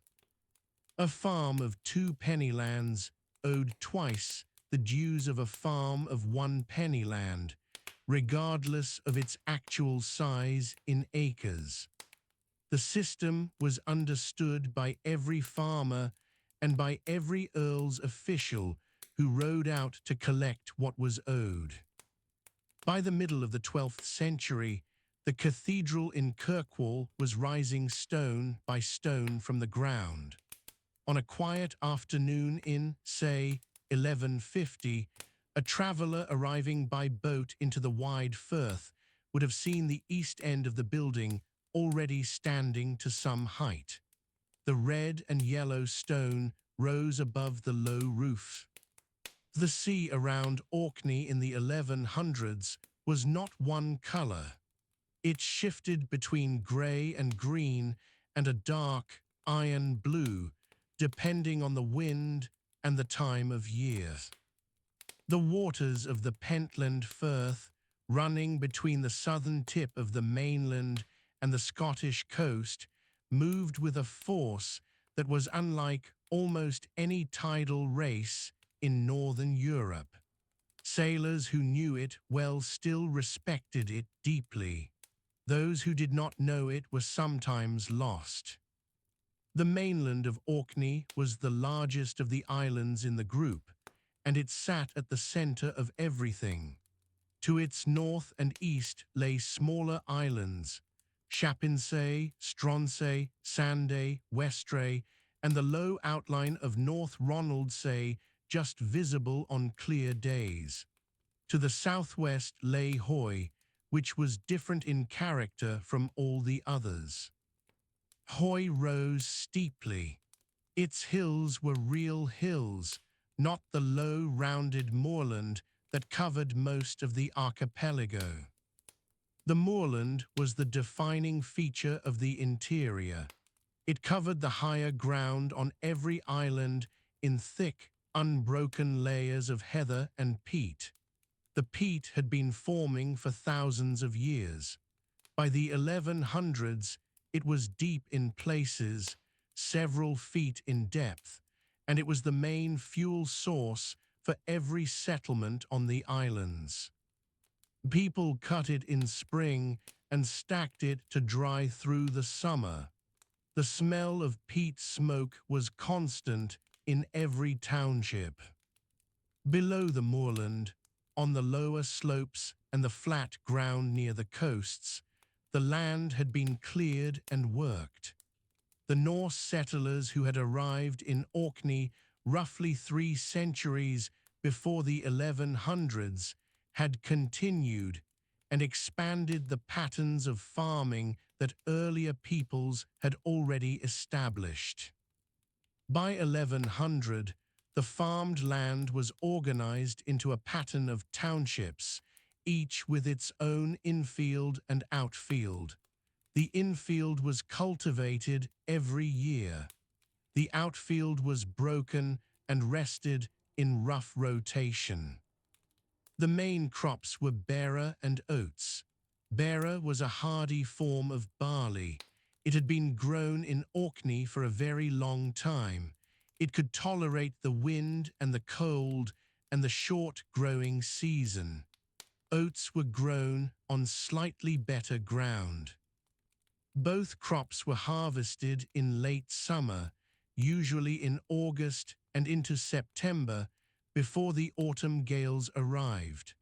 The harvest window was narrow, and the whole community worked through it together.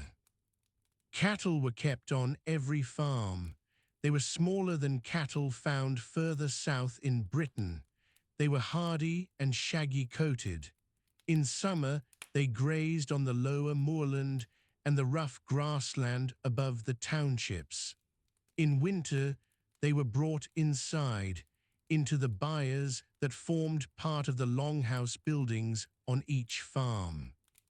The cattle shared warmth with the people through the darkest months. Their dung was collected and spread on the infield in spring. Sheep were also common.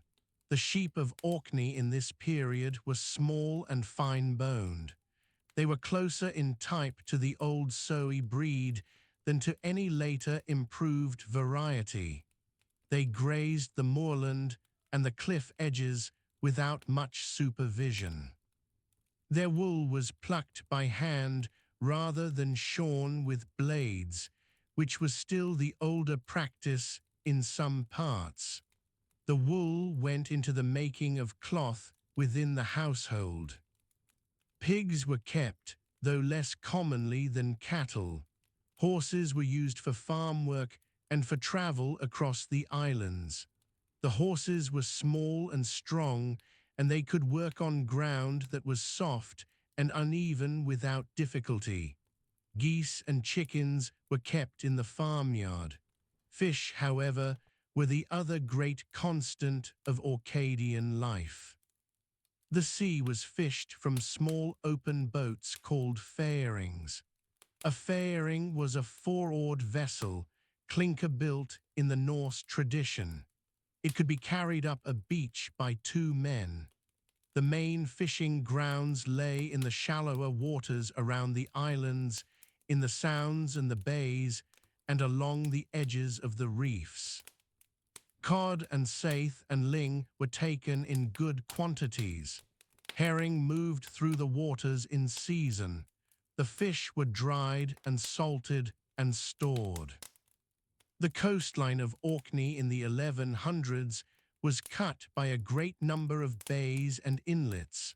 The Norse had called these voes and geos. A voe was a wide inlet, often running inland for some distance. A geo was a narrow cleft in the cliffs, sometimes barely wide enough for a boat. The geos were used to haul boats clear of the sea on rocky stretches of coast where no beach existed. Ropes were kept for this purpose. The main harbour on the mainland was at Kirkwall, though in the 1100s Kirkwall was not yet the dominant settlement it would later become. It sat on a narrow neck of land between two bays, one opening to the wide firth to the north and one to the Bay of Kirkwall. The ground was low and flat. The settlement was small. Building work on the Cathedral of St. Magnus would begin there in around 1137, which would change the character of the place significantly. But in the early 1100s, the settlement was still modest. Bursay, on the northwestern coast of the mainland, was more significant at this time. The Norse Earls had maintained a presence at Bursay for generations. The Burgh of Bursay, a tidal island just off the point, held a church and a cluster of buildings that had been used as an earldom centre. At low tide, the burgh could be reached on foot across a rocky causeway. At high tide, it was cut off. The tidal movements around it were predictable, and the people who lived there understood them precisely. The fresh water on Orkney moved through a landscape that was largely flat, so it moved slowly. The lochs were numerous. Loch Harray and Loch Stenness on the western mainland were the two largest.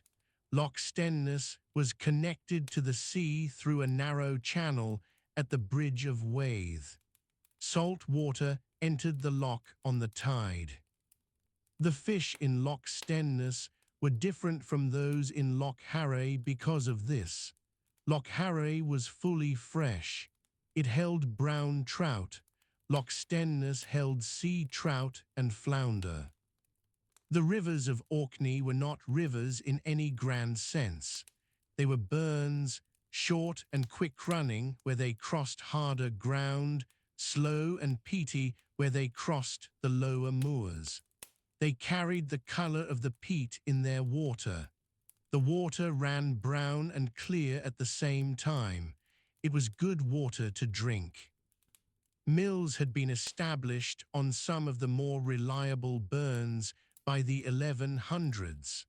A horizontal mill with a flat wheel turned by the current needed only a modest flow to operate.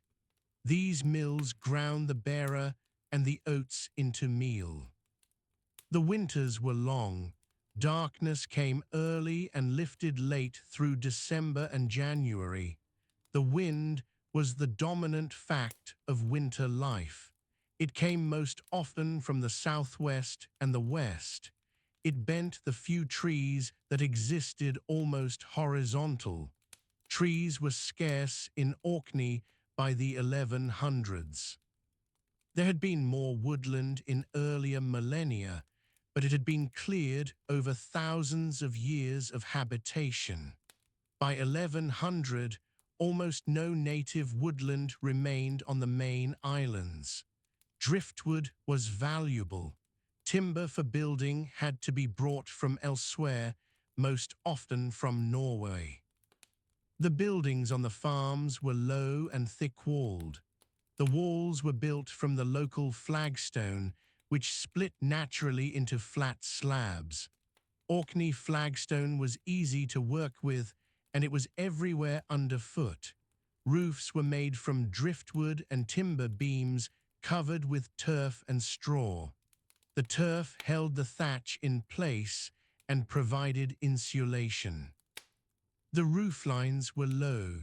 The buildings were long rather than tall. A typical longhouse had the byre at one end and the living space at the other, with a single hearth in the middle of the floor. The light in summer was the counterpart to winter darkness. By June, the sky barely darkened between sunset and sunrise.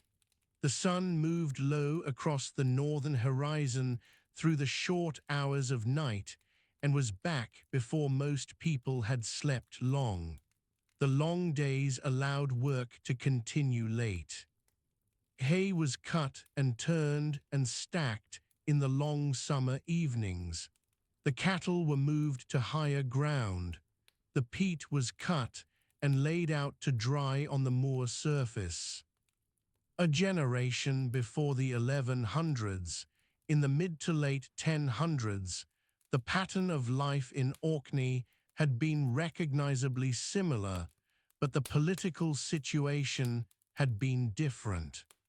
The Earldom of Orkney under Thorfinn the Mighty had reached its greatest extent in the 1050s. Thorfinn had controlled not just Orkney and Shetland, but significant parts of the Scottish mainland as well. His power shaped the islands. The earldom seat at Bursay reflected his importance. After Thorfinn's death, which came around 1065, the earldom was divided between his two sons, Erlend and Paul. Division weakened the central authority. The great consolidated power that Thorfinn had exercised began to fragment. This change was gradual, but it was real, and by the early 1100s, the character of the earldom was different. The landscape was the same, the farming was the same, but the organization above the farming level had shifted. In Thorfinn's time, the flow of goods and tribute through the islands had been more concentrated. The great household at Bursay had required supplying. Cattle were driven there. Grain was rendered there as tax. Fish and wool moved toward the earldom center. After the division of the earldom, these flows became less organized. The farms continued to produce, but the destination of the surplus was less fixed. The Norse calendar shaped everything. The year was divided into a summer half and a winter half. The division came at roughly the same points as the old Celtic festival dates in early May and early November. In May, the cattle went out to the hill grazings. In November, some cattle were slaughtered because there was not enough winter fodder for all of them.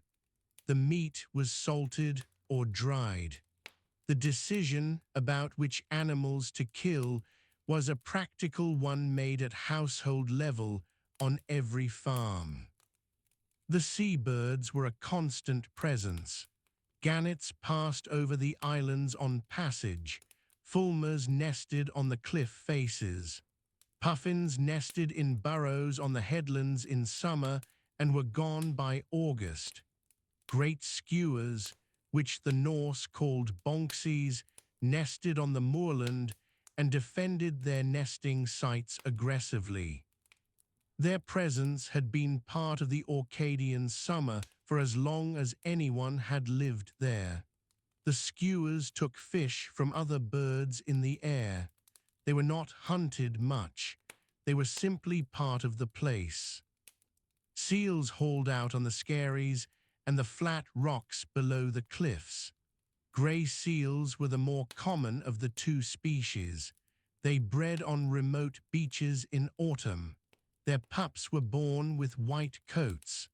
The seals were hunted occasionally for their oil and their skins, but they were also part of the ordinary background of the coast. Seal oil was used in lamps. The Norse had used seal oil for lighting for centuries. The smells of the landscape were particular. Peat smoke and salt air mixed together. The damp heather had its own smell on warm days after rain. The sea wrack drying on the shoreline gave off a strong salt and iodine smell. The wrack was collected and spread on the infield as fertilizer. It was carried up from the shore in baskets or on the backs of horses. The collection of wrack was autumn work, done when the storms threw up large quantities onto the beaches. The sky above Orkney was wide and open in a way that was different from any inland place. There were no hills to interrupt the horizon on the flat parts of the mainland. The cloud formations were large and moved quickly. A change in weather was visible a long time before it arrived. On still, clear winter nights, the aurora borealis moved across the northern sky. The Norse called it the Northern Lights. It appeared as pale green and sometimes reddish curtains of light shifting slowly above the horizon. The people of Orkney had watched it through every winter of the island's habitation. It required no explanation. It was simply there, above the dark moorland and the darker sea, in the long nights of November and December and January, while the cattle stood in the byres and the peat burned low on the hearth floors of the longhouses. The sounds of a quiet night on the mainland in the 1100s were the wind in the heather, the movement of water in the burns, and the distant. The sky above mainland turns a pale grey-green in the late afternoon. The sun does not set cleanly here in autumn. It slides sideways toward the horizon, throwing long shadows across the heather. By 4 o'clock, the light is already thin. The wind comes from the northwest most evenings. It moves across the open ground without anything to stop it. There are almost no trees on these islands. The landscape is low and bare, and the wind finds every gap in every wall. The farmsteads sit close to the ground. They are built that way on purpose. The walls are thick, made from the flat sandstone that splits easily and lies in steady courses. The roofs are turf and thatch, heavy enough to stay in place through a winter gale. From a distance, in the fading light, a farm looks like part of the hill itself. The cattle have been brought in by now. They spend the night inside, in the byre that is joined to the dwelling house. The warmth of their bodies matters in the cold months. A man or woman walking past the byre wall in the evening can feel the heat coming through the stone. That heat is part of the household economy. Nothing is wasted here. The peat fire has been burning since morning. Peat burns slowly and steadily. It does not flame up the way wood does. It glows a deep orange and holds its heat for hours. The smoke rises through a hole in the roof or finds its way out through the thatch. The inside of every house in these islands is darkened by peat smoke. The roof timbers are black with it. A woman carries a clay pot to the fire. The pot has been sitting near the embers since midday.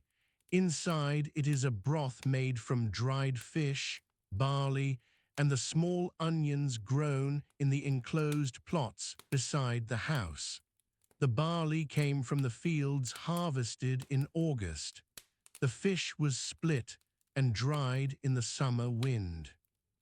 By evening, the broth has thickened. It smells of smoke and salt. The bread here is made from berra, a kind of barley that grows well in poor soil. It is a flat bread baked on a stone beside the fire. The women make it in the mornings, but any left over from breakfast is eaten at the evening meal. It is dense and slightly bitter.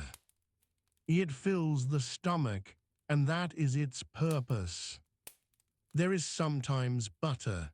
The cattle have been milked in the late afternoon, and the milk is carried in wooden vessels into the house. Some of it will be drunk that evening. Some will be set aside to sour. A small amount of butter, made earlier in the week, is kept in a clay bowl near the fire to stop it hardening. It is spread thinly on the berra bread. The men come in from the fields and from the shore. Their boots are wet. The ground here is never fully dry in the autumn. The peat bogs hold water for months, and the low-lying fields flood easily after rain. A man walks carefully along the ridge of higher ground between the fields.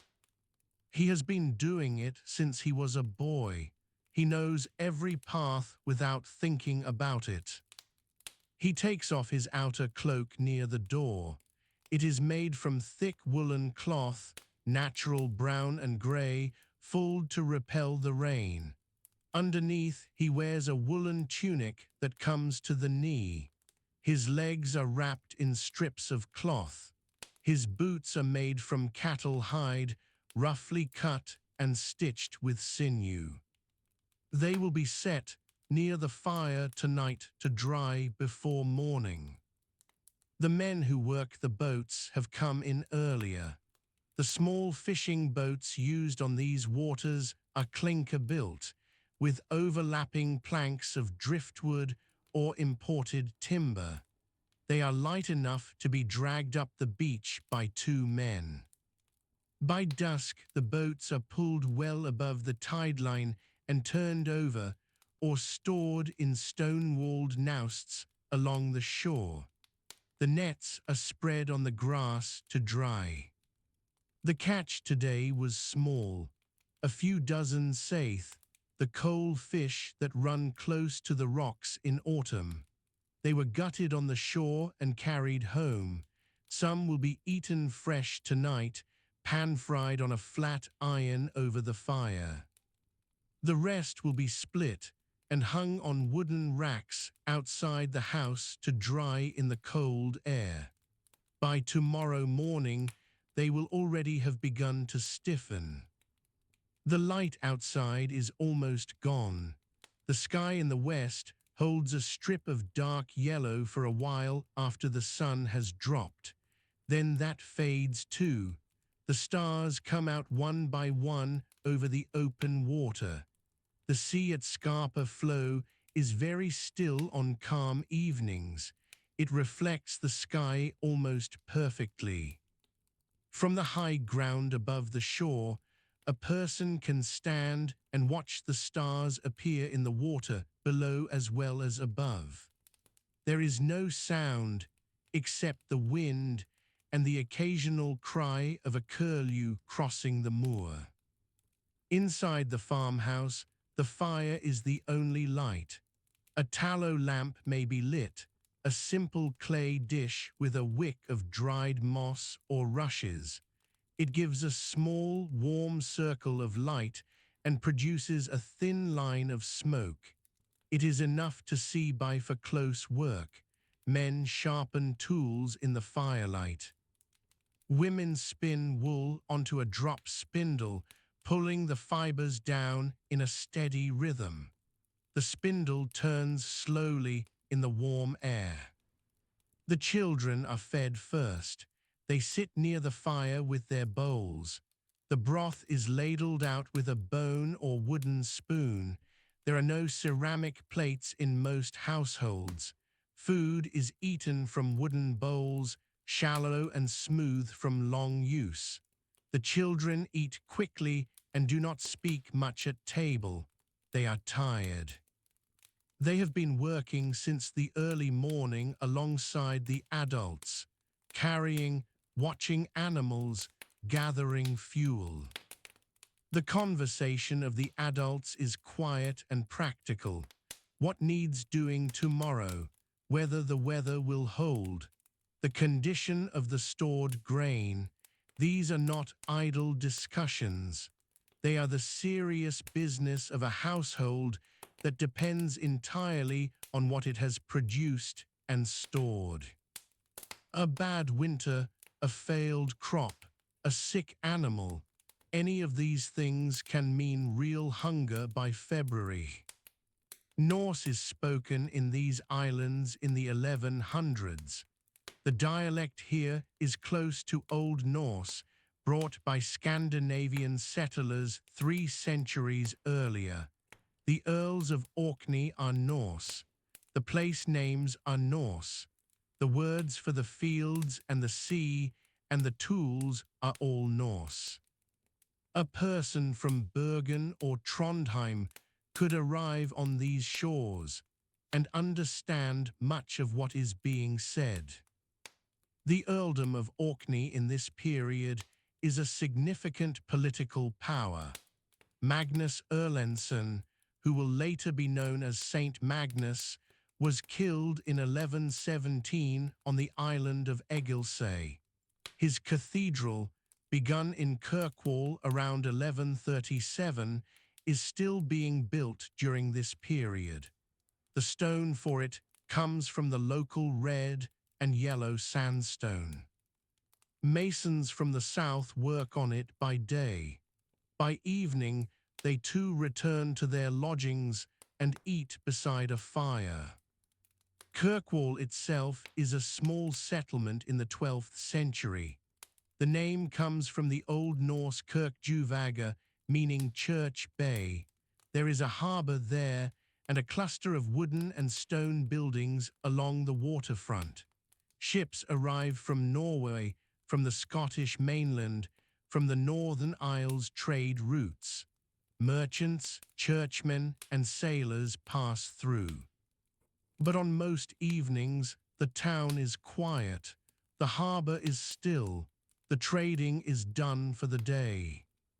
The Cathedral of St. Magnus stands partly built, its scaffolding visible against the sky. The lime mortar in the new walls is still curing. The smell of fresh stone and mortar mixes with the smell of the sea. The building is already the largest structure most people in these islands have ever seen. Its rounded Norman arches rise above the low rooflines of the town. At dusk, its red sandstone turns the color of dark rust. Out on the smaller islands, the evenings are quieter still. On Westray, on Sanday, on South Ronaldsay, the same rhythms play out. The cattle come in, the fire is fed, the broth is heated, the bread is broken. The distance between one farmstead and the next can be considerable. On a dark autumn evening, a person standing outside might see the glow of a neighbor's fire through a gap in a doorway 200 or 300 yards away across the fields. That small light is the whole of the visible world. The sounds of the evening are few and specific. The cattle moving in the byre, shifting their weight, their breath slow and steady. The creak of the wooden door frame in the wind, the low hiss and click of the peat fire, a dog lying near the door. Sometimes the distant sound of waves on the shore carried on the wind. No bells at this hour. The church bell, where there is one, rings at set times, but not at the supper hour. The sleep of people in the 12th century comes early. The dark encourages it. Tallow lamps are expensive to burn for long. Peat is rationed through the winter. Once the meal is eaten and the necessary talk is done, people move toward the sleeping benches along the walls. These are wide stone or wooden platforms covered in heather and straw, and then in wool blankets and animal skins. A whole family sleeps close together in one room. The heat of bodies matters as much here as the heat of the cattle in the byre next door. Before sleep, there may be prayer. Christianity has been established in Orkney since the late 10th century. Earl Sigurd the Stout was baptized in 995, reportedly under some pressure from King Olaf Tryggvason. By the 1100s, the church is well woven into daily life. A person kneels briefly before the sleeping bench. The words are in Latin, learned by repetition rather than understanding. A wooden cross hangs on the wall near the fire. That is often the only decoration in a working farmhouse. The priest who serves a cluster of farms may live a mile or two away. He is not wealthy. He farms a small piece of land like everyone else. He conducts the offices, buries the dead, baptizes the children. On evenings like this one, he sits by his own fire, eating the same broth, wearing the same thick wool. His books, if he has any, are kept wrapped in cloth to protect them from the damp. The damp is constant. These islands receive heavy rainfall throughout the year. The stone walls absorb moisture and release it slowly. Clothes never fully dry in winter. The thatch of the roof holds water long after the rain has stopped and drips in slow, irregular patterns near the eaves. The smell of a 12th century Orkney farmhouse in October is a mixture of peat smoke, wet wool, animal breath, and the salt that comes in off the sea with every wind. Out on the water, a ship may still be moving. Autumn crossings are made when the weather allows. A Norse cargo vessel, broad in the beam and sturdy, might be making the crossing from Norway to Orkney in fair conditions. The crew of 8 or 10 men sleep on the open deck, wrapped in sleeping bags made from sheepskin. They navigate by the stars and by their knowledge of the sea. They are carrying timber, iron goods, and possibly grain. They will arrive at Kirkwall in the early morning, tie up at the jetty, and begin unloading before the town is properly awake. On the farms, the last sounds of the evening settle into silence. The fire dims to a deep glow. The cattle breathe slowly in the byre. The wind continues outside, as it always does, moving across the bare ground from the northwest. A dog shifts at the door. Somewhere on the moorland above the farm, an owl calls once and then is quiet. The darkness over these islands is complete and very old. There are no other lights between this farm and the coast of Norway, 300 miles to the east, across open water. The sea lies flat and dark under the autumn stars, and the islands sit in it, low and still. The last light goes out of the western sky somewhere past the 9th hour. In the Norse calendar, this is the time called Natmal. The sun has already pulled low over the Atlantic for weeks at a stretch, and the horizon holds a pale line of grey long after the warmth has left the air. On the mainland of Orkney, at the settlement around the Bay of Firth, the turf roofs of the longhouses absorb what little light remains. There is no gas lamp here. There is no street torch. There is only the fire inside and the gap where the smoke finds its way out. The hearth fire in an Orcadian longhouse of the 12th century sits at the center of the main floor. It burns peat from the mosses to the south of mainland, cut in long dark bricks in the summer months and stacked against the outer wall to dry. The smell of it is heavy and particular.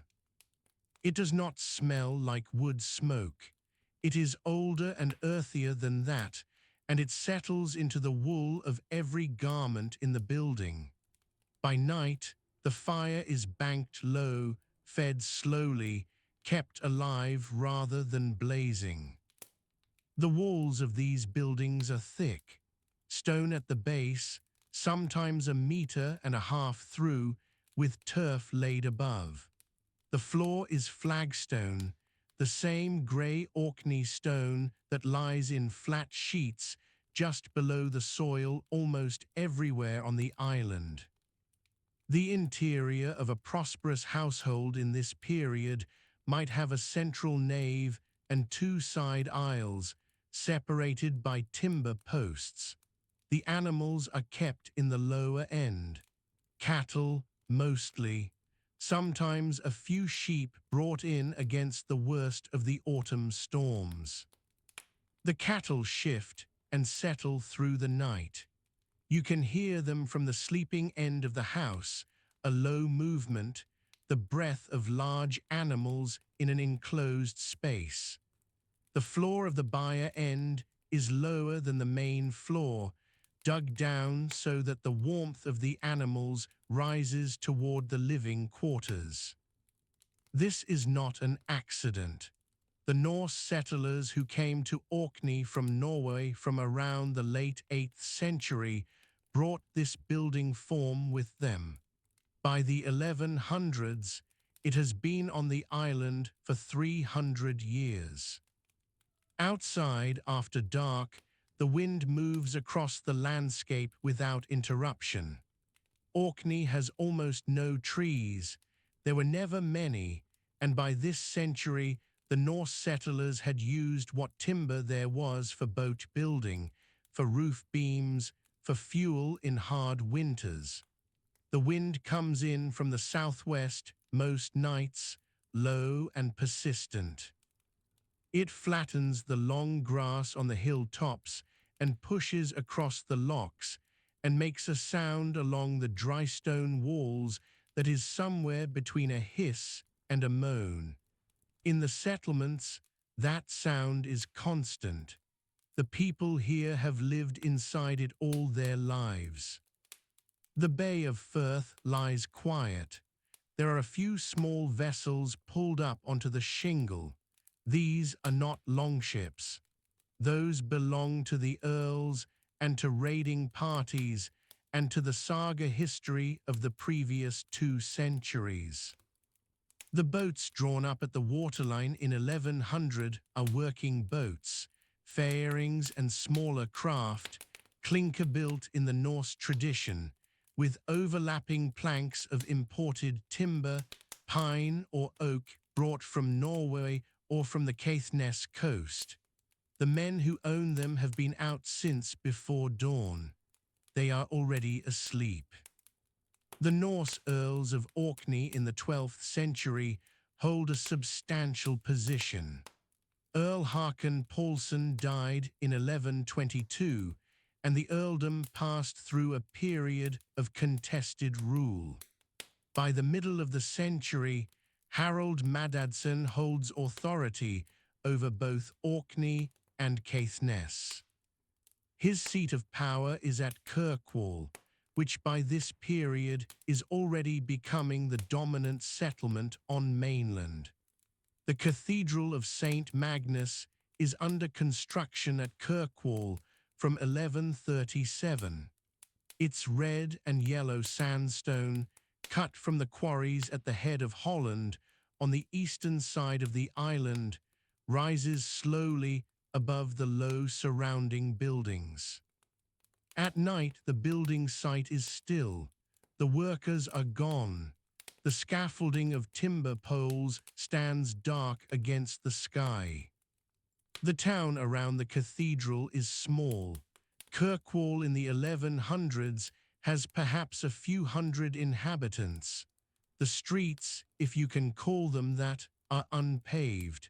The ground is compacted earth and dung and ash, soft in wet weather, which is most weather in Orkney. The buildings are low. Timber-framed structures roofed with thatch or turf, standing close together along the line of what will later become Broad Street. Merchants from Norway come to Kirkwall to trade. They bring timber, iron, and malt. They take back dried fish, butter, and wadmal, a coarse woven wool cloth that is one of the main commodities of the Northern Islands. By night, the merchants' goods are stowed. The barrels and bales are under cover. The ships in the harbour ride at anchor with no lights showing. A watchman may walk the shore. His lantern, if he carries one, burns fish oil in a horn or iron vessel, giving a small yellowed light that illuminates perhaps 2 or 3 feet of ground. The harbour itself is dark. The water reflects nothing. The night sky in Orkney in the 12th century is entirely without artificial light across almost its entire extent.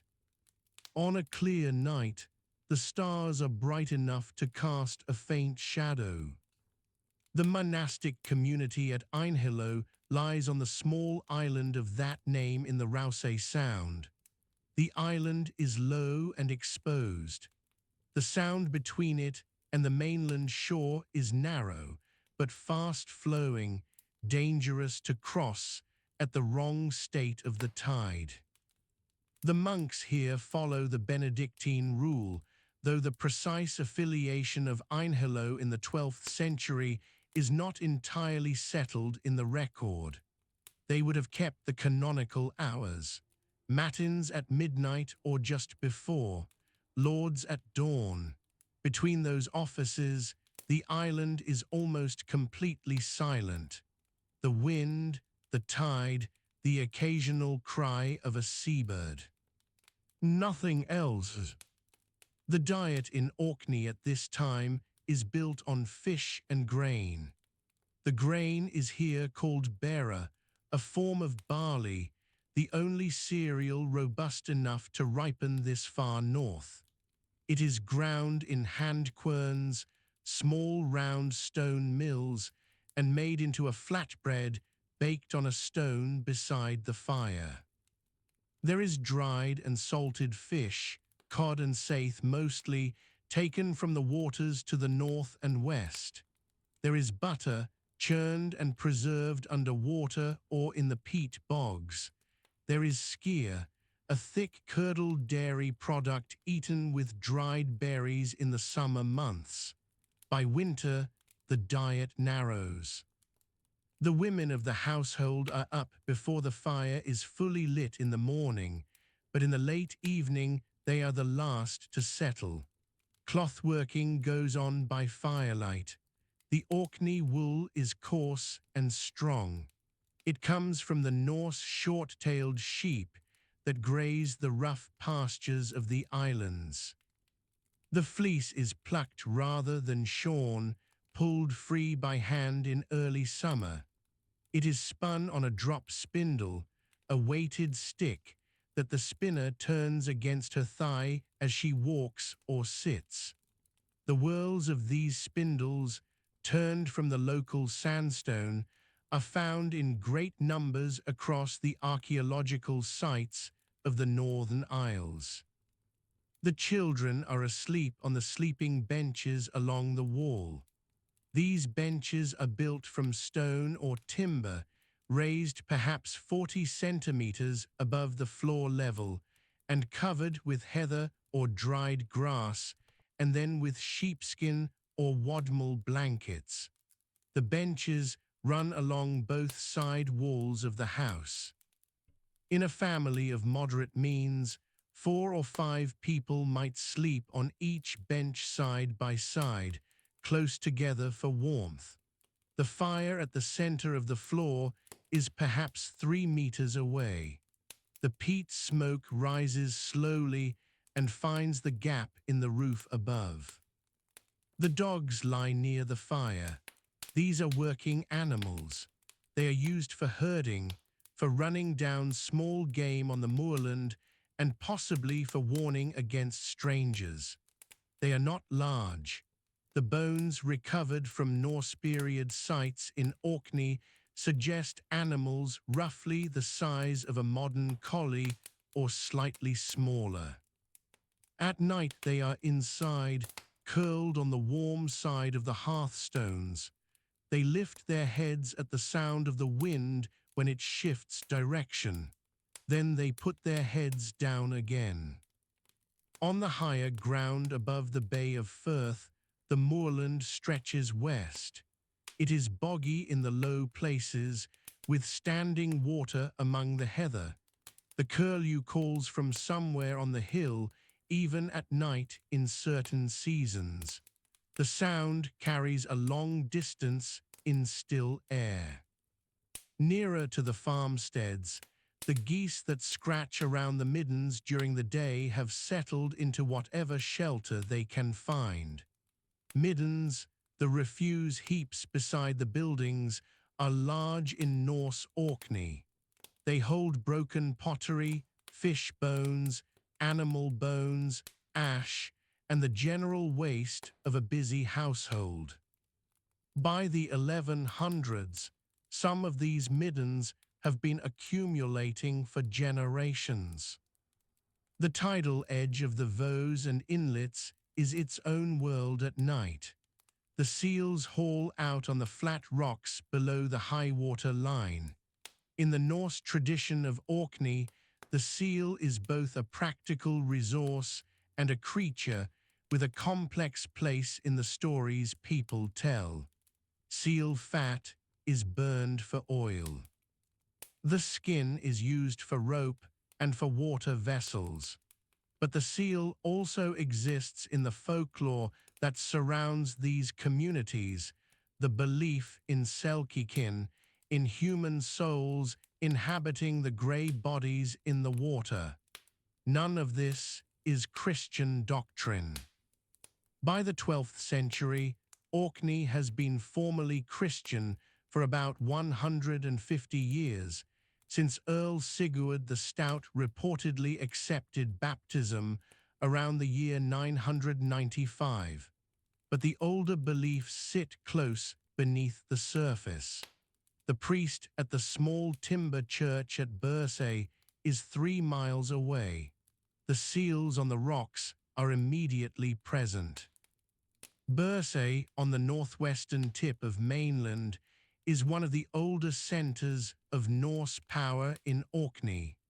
The tidal island of the Borough of Bursay holds the remains of a Norse settlement and a church. The Earls used this site before Kirkwall took on its later prominence. By the 1100s, the focus of power has shifted east to Kirkwall, but Bursay still has a community, a church, and some degree of administrative importance. At night, the borough is cut off from the mainland by the tide. The causeway floods. The water runs fast through the channel between the island and the shore. The settlement on the island is enclosed by the sound of it. The Norn language is spoken here. This is the language the Norse settlers brought to Orkney, a form of Old Norse that evolved separately on the islands over the following centuries. It is not the same as the Scots spoken in the lowlands of the country to the south. It will persist in Orkney in some form until the 18th century, but in the 1100s it is the primary tongue of the islands. The words for parts of the landscape, for the specific features of the ground and the water, are Norse words. Vik for a bay, Ness for a headland. Geo for a narrow coastal inlet cut into rock. These words are being spoken on the island on this night, in the dark, inside the walls. The northern lights appear sometimes in October and November over Orkney. The Norse settlers had a name for them, Norðurljós. They flicker at the edge of the sky, green and sometimes white or faintly red, moving in slow curtains above the northern horizon. There is no heat in them. They make no sound, though the people of the islands in this period may have believed otherwise. On a clear night in autumn, they are visible from the fields, from the harbour, from the open doorway of a house where someone has come out to check the weather before sleeping. The last movement before sleep in a 12th century Orkney household is the banking of the fire. Peat is laid carefully to hold the heat through the night without burning too fast. A flat stone may be placed to control the draft. The fire must last until morning. Starting a fire from scratch with flint and iron striker and dried moss for tinder takes time and effort in the cold. The fire is a kept thing, tended like the animals, like the grain store, like the boat on the beach. It is the center of everything in the house. When it is settled for the night, and the last person has lain down on the sleeping bench, the room holds only the low red glow of it, the sound of the wind outside, and the slow breath of the cattle at the far end of the... That's where we'll leave it for tonight. The story is finished, but the night isn't, so let this play on as long as it helps. If Tartan Lullaby has been good company, you're welcome to subscribe so the next story finds you. There's no rush. If you'd like to see the landscapes that go with these stories, the art prints are at Tartan Lullaby Art on Etsy, with mood boards and stills on Pinterest under the same name. The links are in the description below. Until next time, thank you for listening. Sleep well, all is well.